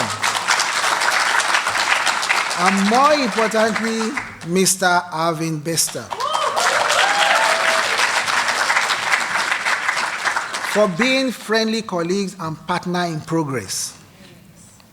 I want to thank my international and local collaborator. I want to thank them for trusting and believing in my expertise. I know with your collaboration, we can always do more. To all my graduate students and postdoctoral fellows, I know you are there sitting. This story wouldn't have added up without you. I don't go to the lab. You are the brain behind all of this. It is actually your success story too. Thank you very much.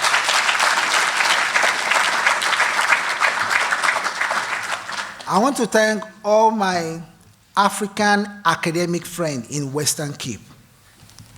You know yourself. I am glad to be part of you. The encouragement, the advice, the academic, social, and family support you afforded me, I cannot quantify them. I always look forward to our discussion. Refreshing, Vice-Chancellor. We motivate ourselves, we give ourselves targets. I want to thank you for uplifting my career. Thank you very much. To my late parents, Frederick Abimbola Ojumu and Caroline Adubi Ojumu, I want to thank them for giving me this legacy, for the training and discipline that they've instilled in me growing up. It yielded fruit that you can be proud of. I wish you were here to see this. I want to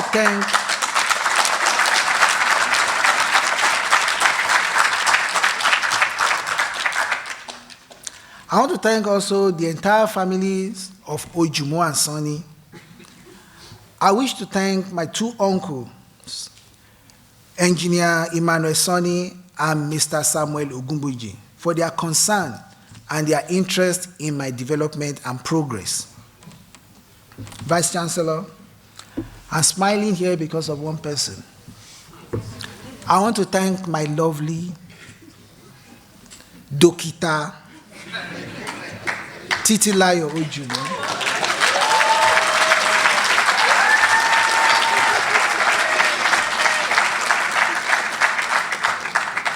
Vice-Chancellor, I use the word Dokita. There's Dokita and there's doctor. We differentiate it by a Dokita is a PhD, a doctor is a medical doctor.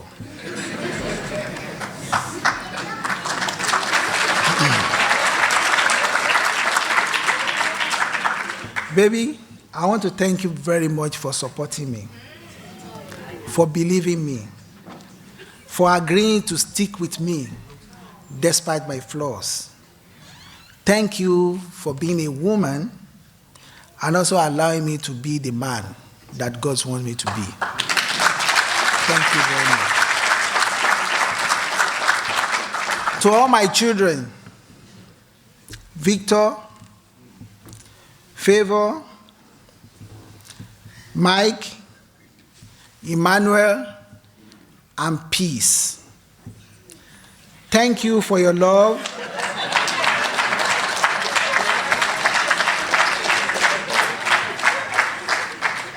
Your understanding of the reason of many times of my absence. I look forward to reading some of your inaugural addresses too.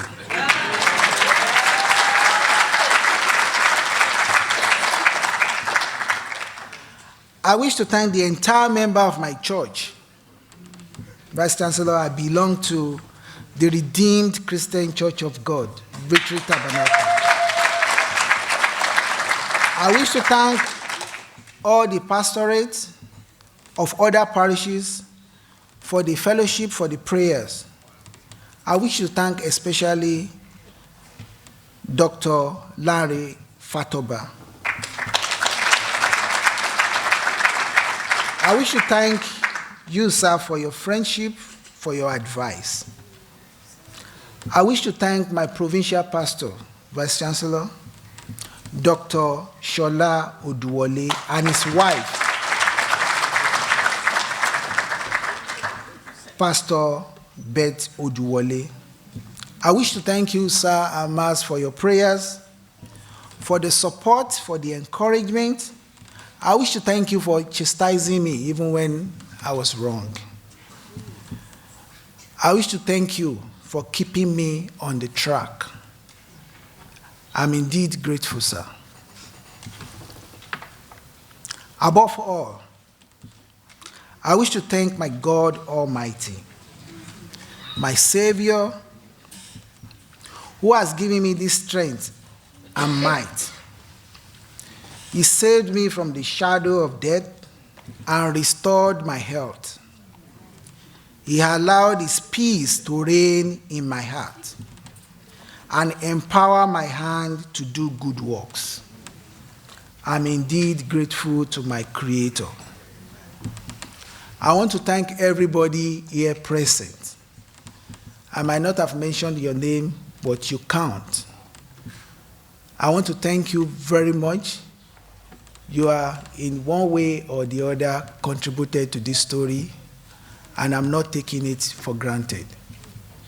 Thank you very much. More importantly, this would not be completed if I don't thank specially Professor Kwado Asare Oseo. I wish to thank you. I want to thank you very much, Professor. I'm richly, richly blessed for your coming. This is somebody that I promised that I was going to fly him from the US to come to South Africa and be my responder. Somehow, I couldn't fulfill my part of obligation. I had to cook up a story. And from the other hand, I hear, Tunde, don't worry. You have tried, you have done well. I will pay my way. I still want to be here.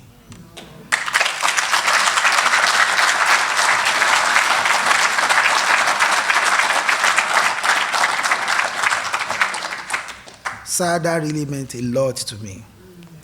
Thank you very much, and God bless you.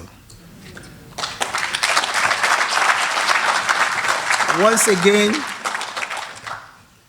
thank you very much. Thank you very much, and thank you very much indeed.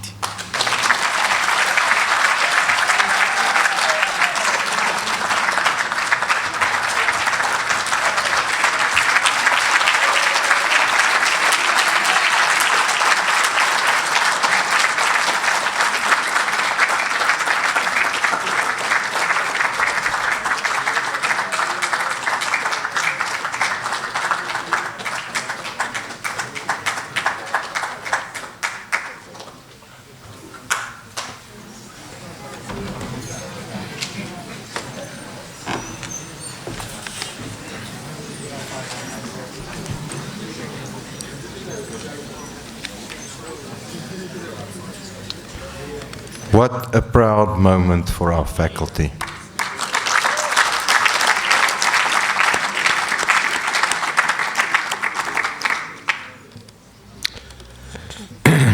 Such is the gravitas of Professor Tunde Victor Ojumu that it's my privilege to introduce to you tonight not one but two responders. And I'm going to proceed with a short bio of the first one being Professor Jochen Petersen. He's a Professor of Chemical Engineering in the Department of Chemical Engineering at the University of Cape Town. Completed his undergraduate studies in Chemical Engineering at the University of the Witwatersrand and his PhD degree at UCT in 1998 with a thesis focusing on the modeling of metal release from slag and tailings deposits. Between 2000 and 2008, he worked as a research fellow at the University of British Columbia, Canada, and the University of Cape Town, focusing on research related to heap or bioleaching. He was appointed as senior lecturer in the Department of Chemical Engineering at UCT 2008, was promoted to full professor 2016.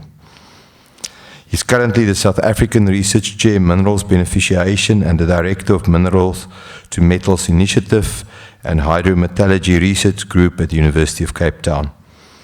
Professor Peterson's research is in hydrometallurgy, focused on heap leaching, alternatives for leaching of chalcopyrite and platinum group minerals, leach processes for rare earth elements, e-waste, ion precipitation, and ion exchange for water treatment. Since becoming the SACHI chairs in minerals beneficiation, his research interest has broadened to include mineral value chains, sustainability in the minerals industry, strategic minerals, urban and artisanal mining. Jochen has co-authored over 100 peer-reviewed journal and conference papers and supervised 8 PhDs and 40 MScs to graduation. He is also the editor-in-chief of the journal Hydrometallurgy, a prestigious journal for researchers in hydrometallurgy and biohydrometallurgy and mineral processing. I now call upon Professor Jochen Peterson to deliver the first response.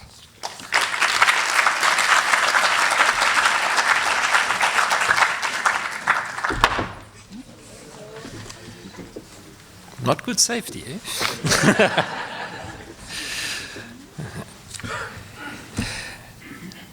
Thank you for the kind introduction.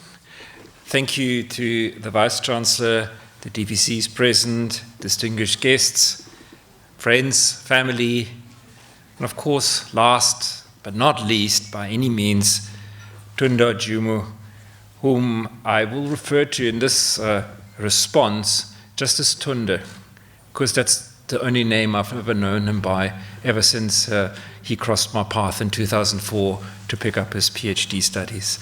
I hope you don't mind, Tunde.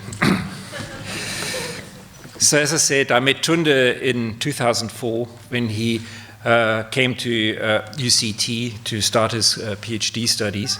And as he mentioned, in actual fact, I wasn't really initially his supervisor. It was the late Jeff Hansford who really was convinced by some of the people who were already at UCT to say, there's this guy in Nigeria, and that's what Jeff told me, he must get him, you must bring him over, he's really good. And so that was Tunde, and so he joined Jeff at UCT a similar time that I came back from my postdoctoral time at the University of British Columbia in Canada, which some people might argue is sort of the high court of hydrometallurgy. In actual fact, the honest truth was I didn't really have much of a biohydrometallurgy background myself. So when I started working with Tunde in the department with Jeff, it was really a matter of we were learning from each other. It wasn't so much like I was teaching him, but he was teaching me just as much. Of course, I didn't tell him that, but that is actually the truth. So Jeff, in the course of Tunde's PhD studies, he did retire in 2006. And he took his retirement quite seriously in terms of he focused on his family and his grandchildren. And so he wasn't really that much involved in the work after he left, and left me sort of to deal with Tunde all by myself. But it was an entirely enriching experience. I can stress that. Tunde showed an incredible work ethic at the time that he worked on this project. Effectively, he did, in his PhD, 4 separate studies, and he showed you the papers that came out of that work, under the theme of microbial kinetics in bioleaching or heap bioleaching environments. But what I should actually kind of indicate here is, and the Vice-Chancellor used the word tenacity to describe Tunde, and in actual fact, that I can totally attest to, because some of his experiments had one experimental data point would take him 100 hours of experimentation to just get that one data point. And normally he would have to repeat this experiment several times. So for hundreds of hours, he was just sitting there and doing these experiments. And obviously, as in research, always things go wrong. And sometimes after a month of running these experiments, he would find it didn't work out and he has to start again. That is the tenacity that Tunde has persevered with, and he's done an excellent piece of work in a good time to achieve a PhD. Tunde stayed at UCT for 1 extra year after his PhD as a postdoc. It's not a time that he mentions much, but he in actual fact started a new research area in electrochemistry at the time. So he commissioned an apparatus, that my toy that I bought at the time, and in actual fact that is still a very significant area of my research now. So it goes back to him sort of sparking that off.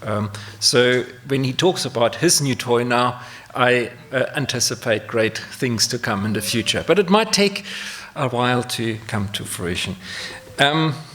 So I'm happy, of course, now that he ended up at CPUT, and we have continued to keep touch.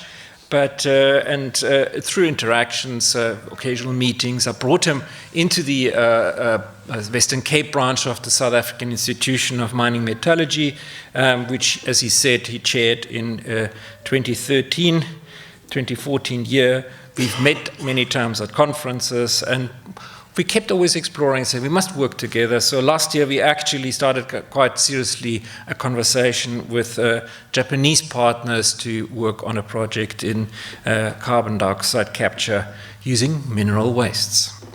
And that brings me then to the core of Tunde's research work as a whole. There's 2 dimensions to it, as he said. There's the extraction of mineral resources and dealing with the impacts of that operation. So as he points out, many nations' economic development starts out with mining and unlocking the natural capital to build an economy, as is happening in this country, and it is happening most in the rest of Africa. Sometimes it's still in progress, sometimes only just beginning. But it is a critical area to actually be in, particularly in Africa, if you're interested in Africa's development. So mineral extraction for metals and energy are just key drivers for development. So we all, and just to illustrate the point here, is we all enjoy the luxuries of modern life with our cars and fancy machines, laptops and cell phones. So this kind of thing here is actually all based on metals. So we can't do without metals to have a modern society. And just as an aside, switching the strapping on, I Googled Tunde Ojumu, and he's still very much there 20 years later.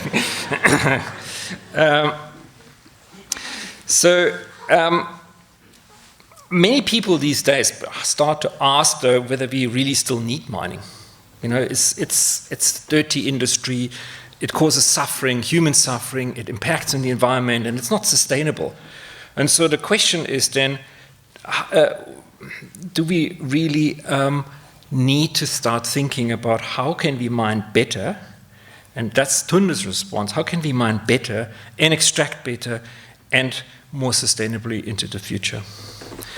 And this is where his work is pertinent, and as it is focused on 2 key aspects: the extraction of minerals through a more sustainable technology, by biohydrometallurgy, and how to deal with wastes from mining and value extraction. So is that the ash and the iron precipitates that he talked about. So Tunde talked to us in very great detail about his work in bioleaching, which was actually, I should say as an aside, technology was entirely pioneered in South Africa. So bioleaching for gold minerals was actually invented in South Africa, and the first operation is still in South Africa in Barberton to extract gold through biohydrometallurgy methods. But the extraction of these metals, these heaps that he showed, these gigantic chemical reactors, is actually the more primary application for biohydrometallurgy.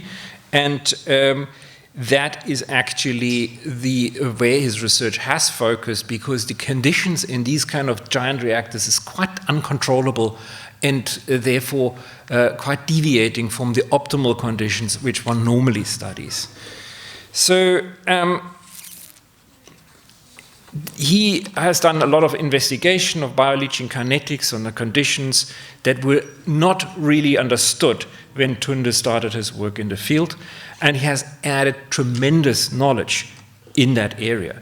Some of his papers are still cited to this day. I mean, you saw some of the papers, they are more than 10 years old. They still regularly come up in citations, and especially the one around solution management, the one around ionic strength, the effect of ionic strength on bioleaching kinetics, which actually is something that has influenced industrial practice in heap leaching, to realize that if you actually lift too many other metals in the solution, the bugs simply cannot thrive. In fact, I just returned from Canada, where I participated in a workshop on copper hydrometallurgy.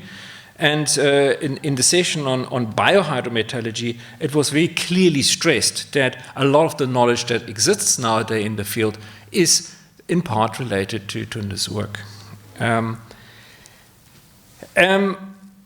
Tunde also stressed the one particular aspect on absorption of metals on precipitates, and that is an aspect that is still only just starting to be realized as a limitation in these bioleaching processes. And in actual fact, that's work that goes back to discussions that we had for the past 10 years already, and I actually hope that we can still explore this a little bit further, maybe together, who knows. Tunde's work does not form just a critical background on the understanding of extraction, but also the less desirable aspect of mining, the uncontrolled release of metals and acid into the natural environment in the context of mining, the phenomenon known as acid mine drainage. And that's the flip side of the wealth creation for minerals that we talked about before. It brings us to the second part of Tunde's work, which is treating the legacies of mining and resource extraction so not to harm the environment. And one approach in this work that is demonstrated, that is the treatment of acid mine drainage with another waste from the resource sector, which is ash. So, and combining the ash with the waste, with the acid solution, creates a sludge, which, and I'm not sure you stressed that particularly, can use this backfill for old mines. So that's yet taking place of another old legacy, which is stabilization or geotechnical stabilization of old mines. And then that reminds me of an ongoing debate, thinking about his speech, that is around the concept of waste in general. And that's very much still a discussion that people talk about internationally in scientific circles. Because there's a growing realization that almost always one man's waste is another's treasure. Or realistically, I should maybe sometimes say a man's waste is often another woman's treasure, but that we should not emphasize that too much. Tunde lists a number of examples in the way his work has actually investigated repurposing what historically has been seen as a waste. Iron precipitates, modified fly ash, and food processing as reactants and adsorbents for contaminant removal from wastewater, as well as the extraction of valuable compounds from waste biomass for use in health products. It's all waste turned to good use. All of this is underpinned by a current thinking on the action of man and material in all things that are cyclical. And in the end, so is humans' very existence. So a buzzword that's often mentioned, and Tunde did not mention that specifically in his talk, is the circular economy.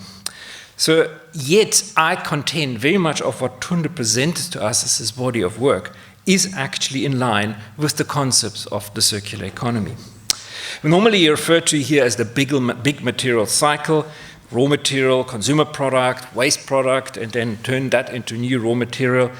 But his application of it is in a smaller context, but not at all limited, where you have here the the mining extraction of metals, recovery of byproducts from mine and process waste, repurposing of that waste, safe disposal of that waste. And so that is a smaller cycle in which all of his work is centered. So therefore, in going forward, I would encourage Tunde to continue working on all of these elements and that make up the circle and integrate with the circular system thinking, put this all together. So in closing then, I would like to touch on one key aspect that defines us as academics, and I'm talking about all of us. Because this is a professorial inauguration, so what is it that we actually profess to? And I would contend that it's not just creating new knowledge and new understanding and writing papers about it, but it's also disseminating this knowledge to a new generation of scholars, to the students, to our students. And as Tunde pointed out, in fact, those who do most of the work. So,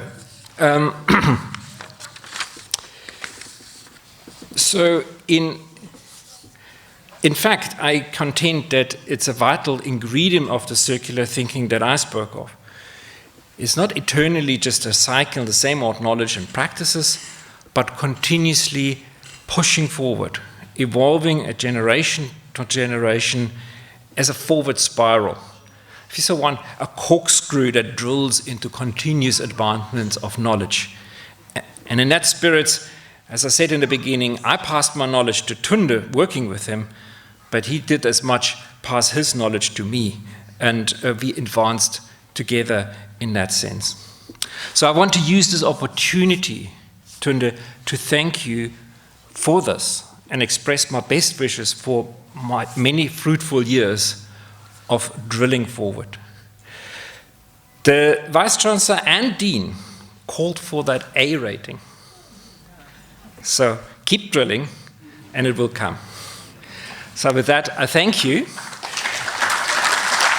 And as a little addition to the potpourri of languages that we've already heard, I would like to add another one, which is my native language, German, and I would like to say Dankeschön.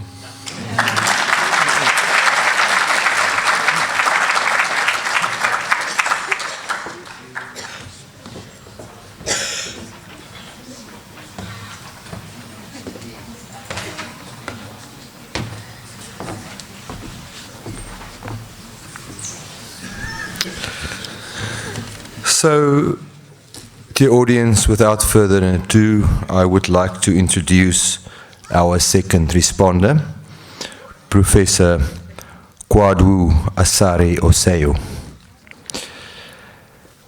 He is a distinguished professor of material science and engineering and of energy and environmental engineering at the Department of Material Science and Engineering at Penn State University, USA.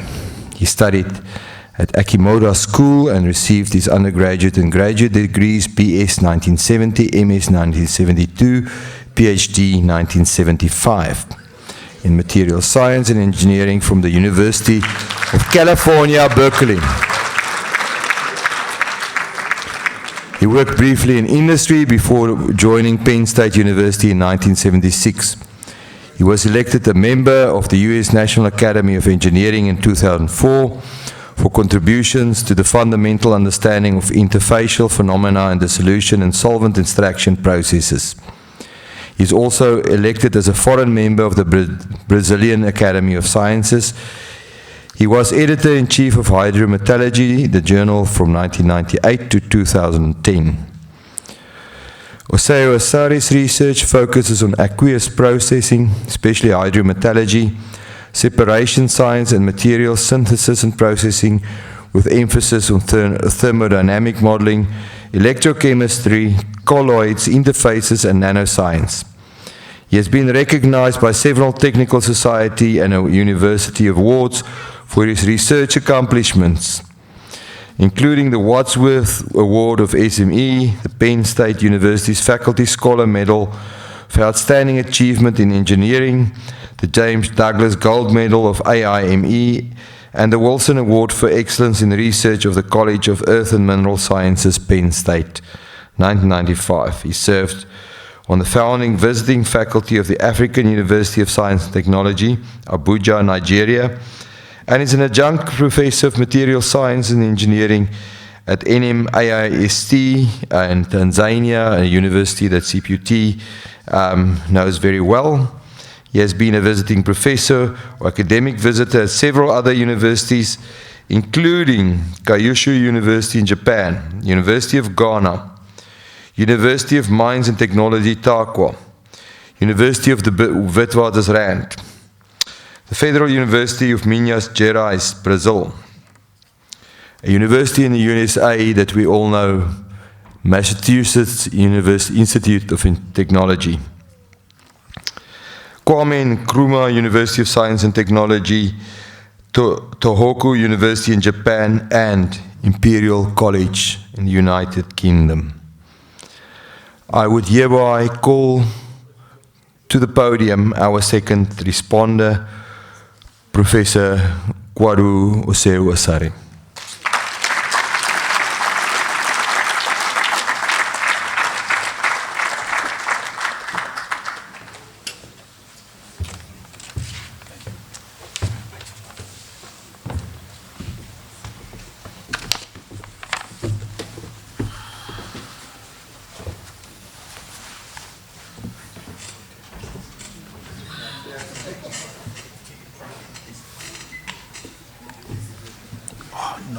That's it, huh? Say thank you for beginning. Yeah.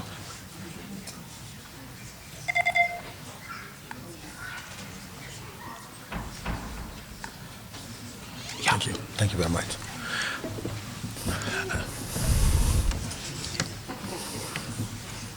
I want to thank the Vice-Chancellor. I shared with him the fact that I don't like administrators, but he has such a charming personality that I fell in love with him right away. So,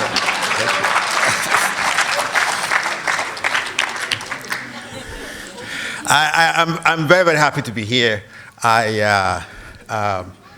Once I had a fight with one of my deans, actually the dean of my college, which is, I think here you call the faculty, we call it the college. I said to him that I don't work for Penn State University. And he started getting a little bit angry. And then I think some angels talked to him. And he said, of course, we all work for the world. We all work for the world. I said, yeah, I work for the world. I don't work for you. Anyway, and that's precisely why I'm so happy to be here. Because I don't work for Penn State University. I work for the world.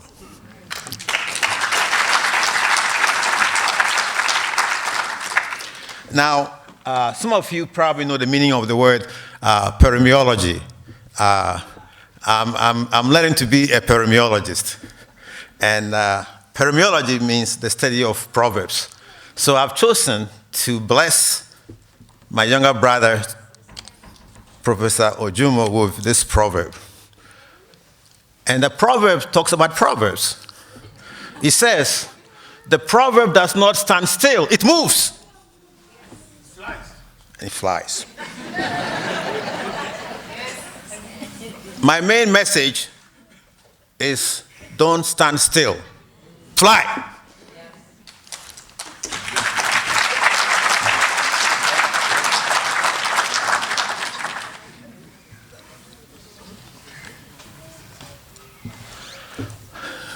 You've all heard Professor Ojumu's presentation. I am almost not going to summarize it, but he made it clear to us that without Earth resources, there will be no life on Earth. Humans, at least. And his work, which again I don't want to summarize too much, he's been moving, spent a lot of time developing technologies and the science for processing low-grade resources. Moving to recycling.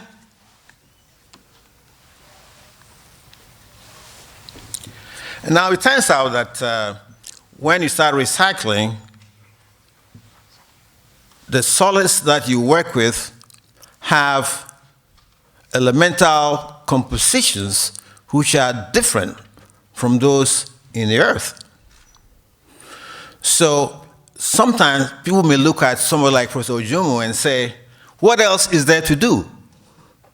There is still a lot to do, because these materials which are being recycled are not the same kinds of materials which the mining engineers have been digging from the earth. So there's still need for processing technologies. Also, I know many of you here are not materials or minerals or chemical engineers, but if you look at the periodic table, which is a map of all the elements that we have, most of them are metals. So we almost have no choice. And what does it mean? It means that the career of Professor Ojumu is vital to the world going forward. Keep flying.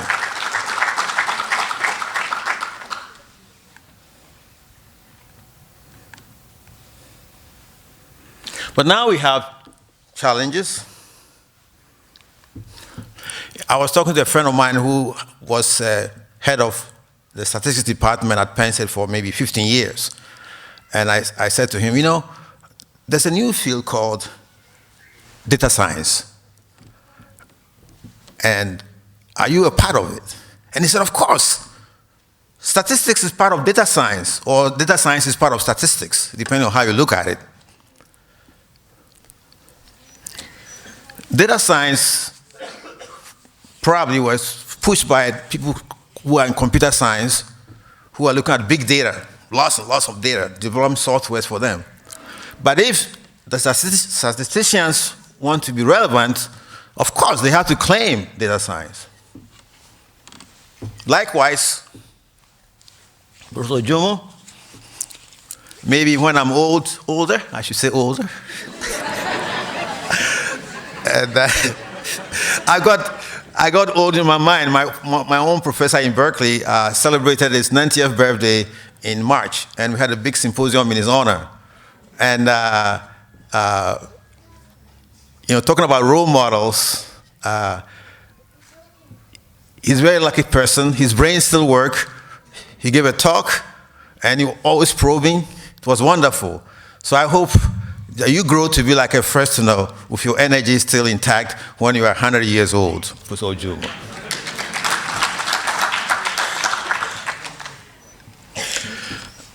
And thinking about the future is here.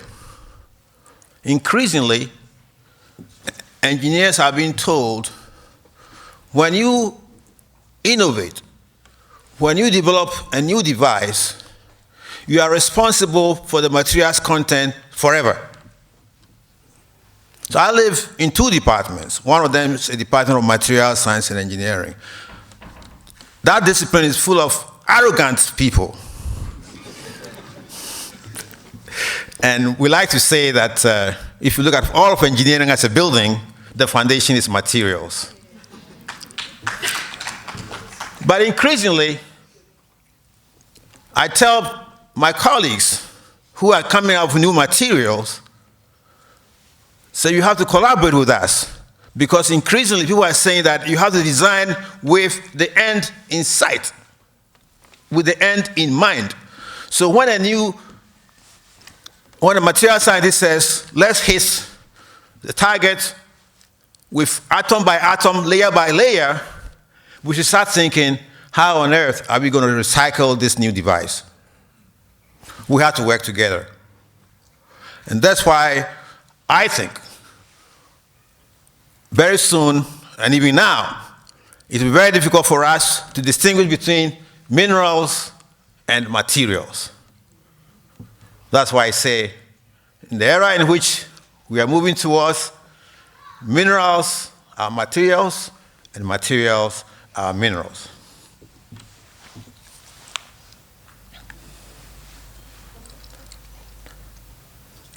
Now, Professor Ojumu mentioned his interests, his concerns about the legacies of mining. For example, I'm quoting from his report, disease, environmental damage, pollution, and so on. I would like him to think about the humans involved in this enterprise. And Professor Peterson and I did not talk ahead of time, but it was interesting listening to him that it was almost as if we had talked and organized our responses together.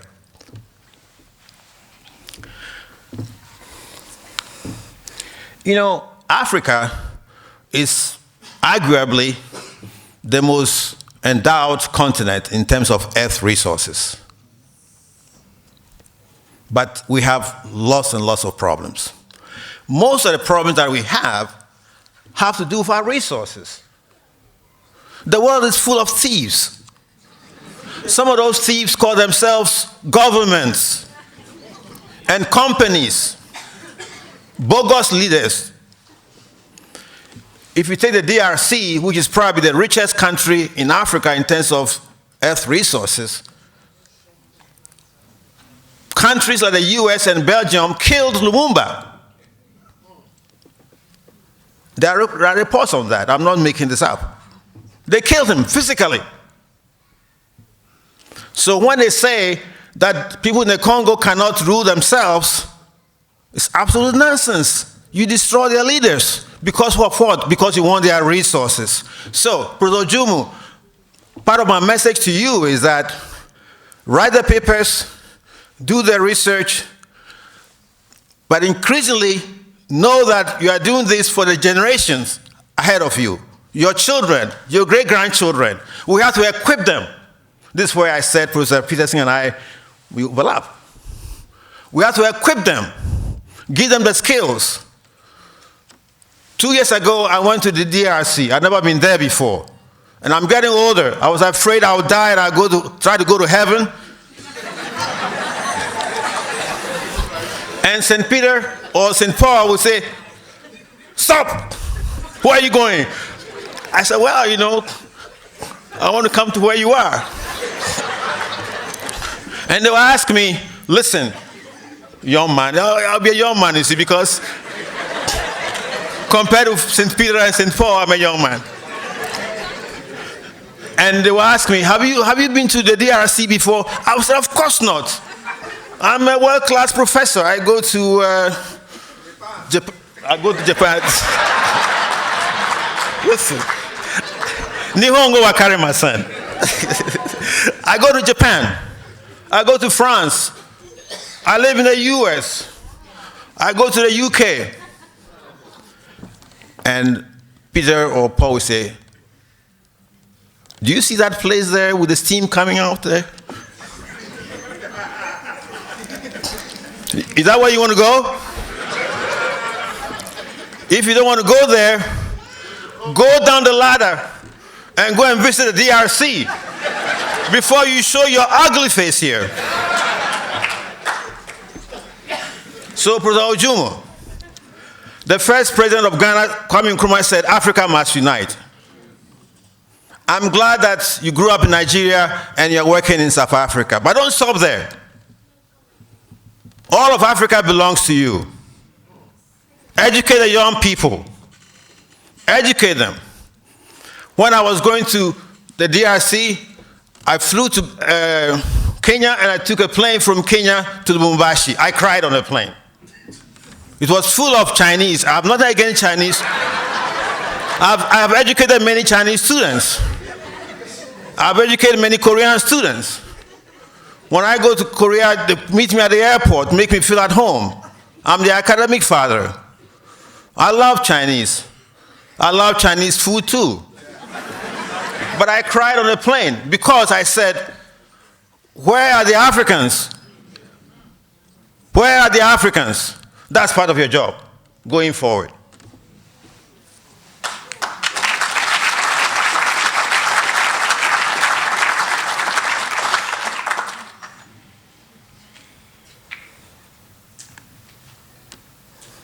Now, Achebe, famous African writer who went to heaven a few years ago, he says, those who don't know when the rain began to beat them will not know where they dried their bodies. In fact, they may even know that they are all wet. Part of your job is to help the next generation of young people know where the rain began to beat them. And help them discover the cures. So, my younger brother, Tunde, Ojumu, don't stand still.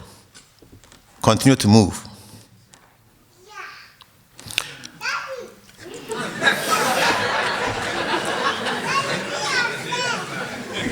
Peace. I'm talking about your father. He's a great guy. Contributing to human capacity development in Africa is completely non-trivial, but that's part of your job. And focusing on minerals and materials is crucially needed to help reverse Africa's current sobering realities. We need young people who will take back our resources. We've been exploited enough.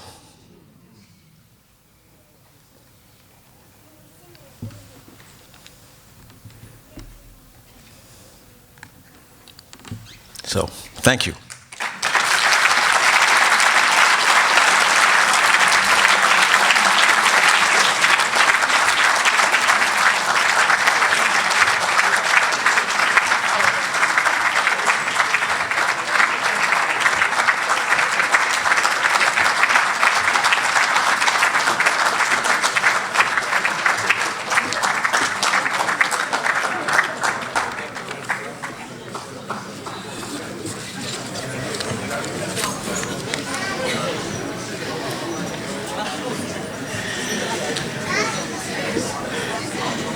Ladies and gentlemen, good evening.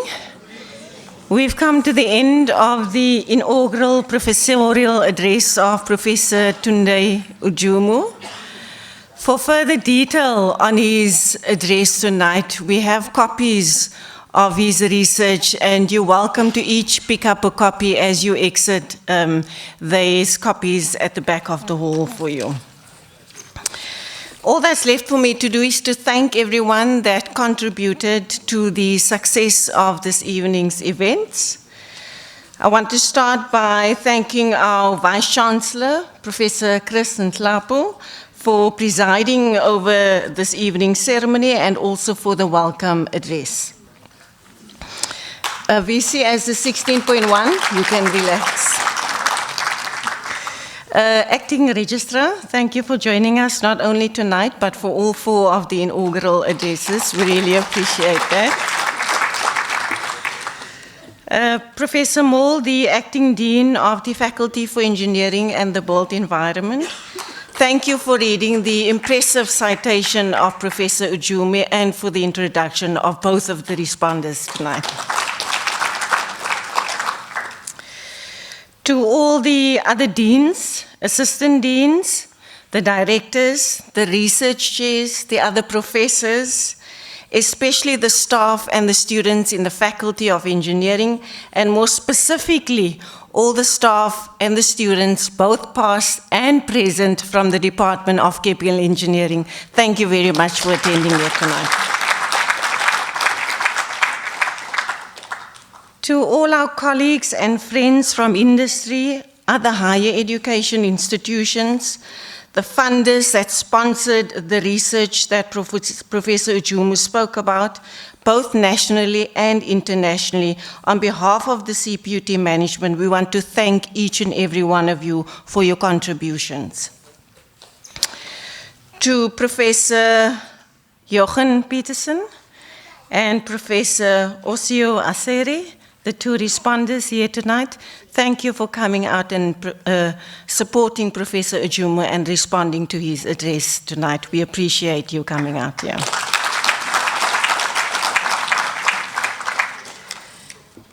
Professor Ojumu, Tunde Ojumu, can I ask you to stand again, please?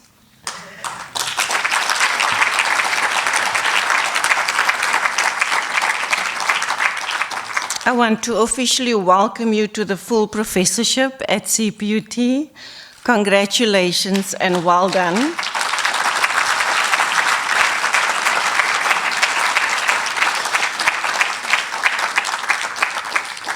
Thank you for sharing your story from when you started up to now with us tonight. And it's very clear from your presentation that you're not only passionate about your research, but you're passionate about making a difference and adding to society. So we wish you all the best and everything of the best for your continued research. As you responders said, we hope that you will fly. And as the VC and the Dean said, we all wish for you to become A-rated researchers one day.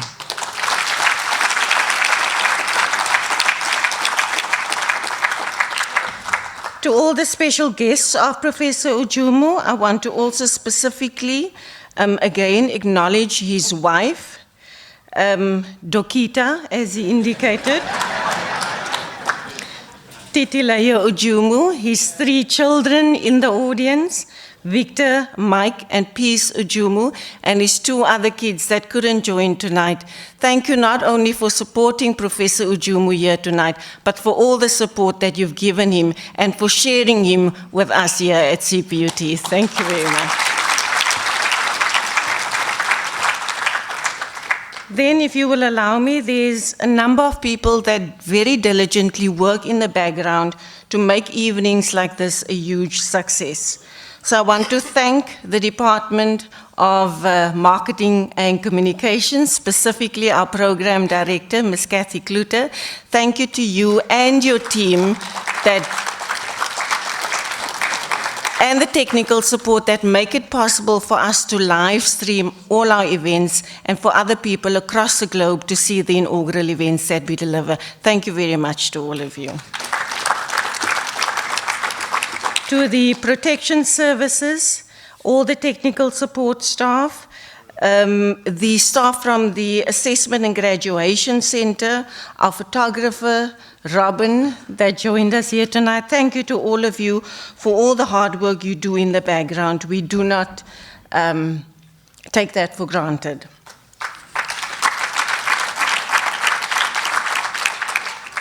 To all the guests here, thank you for joining us tonight, for supporting Professor Ojumu, for supporting CPUT. To all of those who logged in online to the live streaming, thank you for joining us online.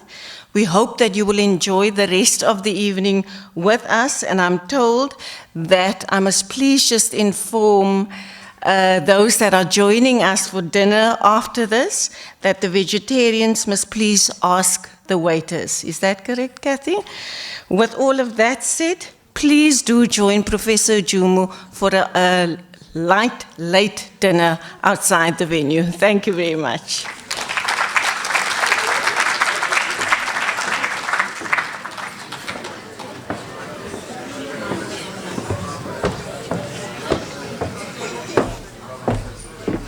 Can we all please stand?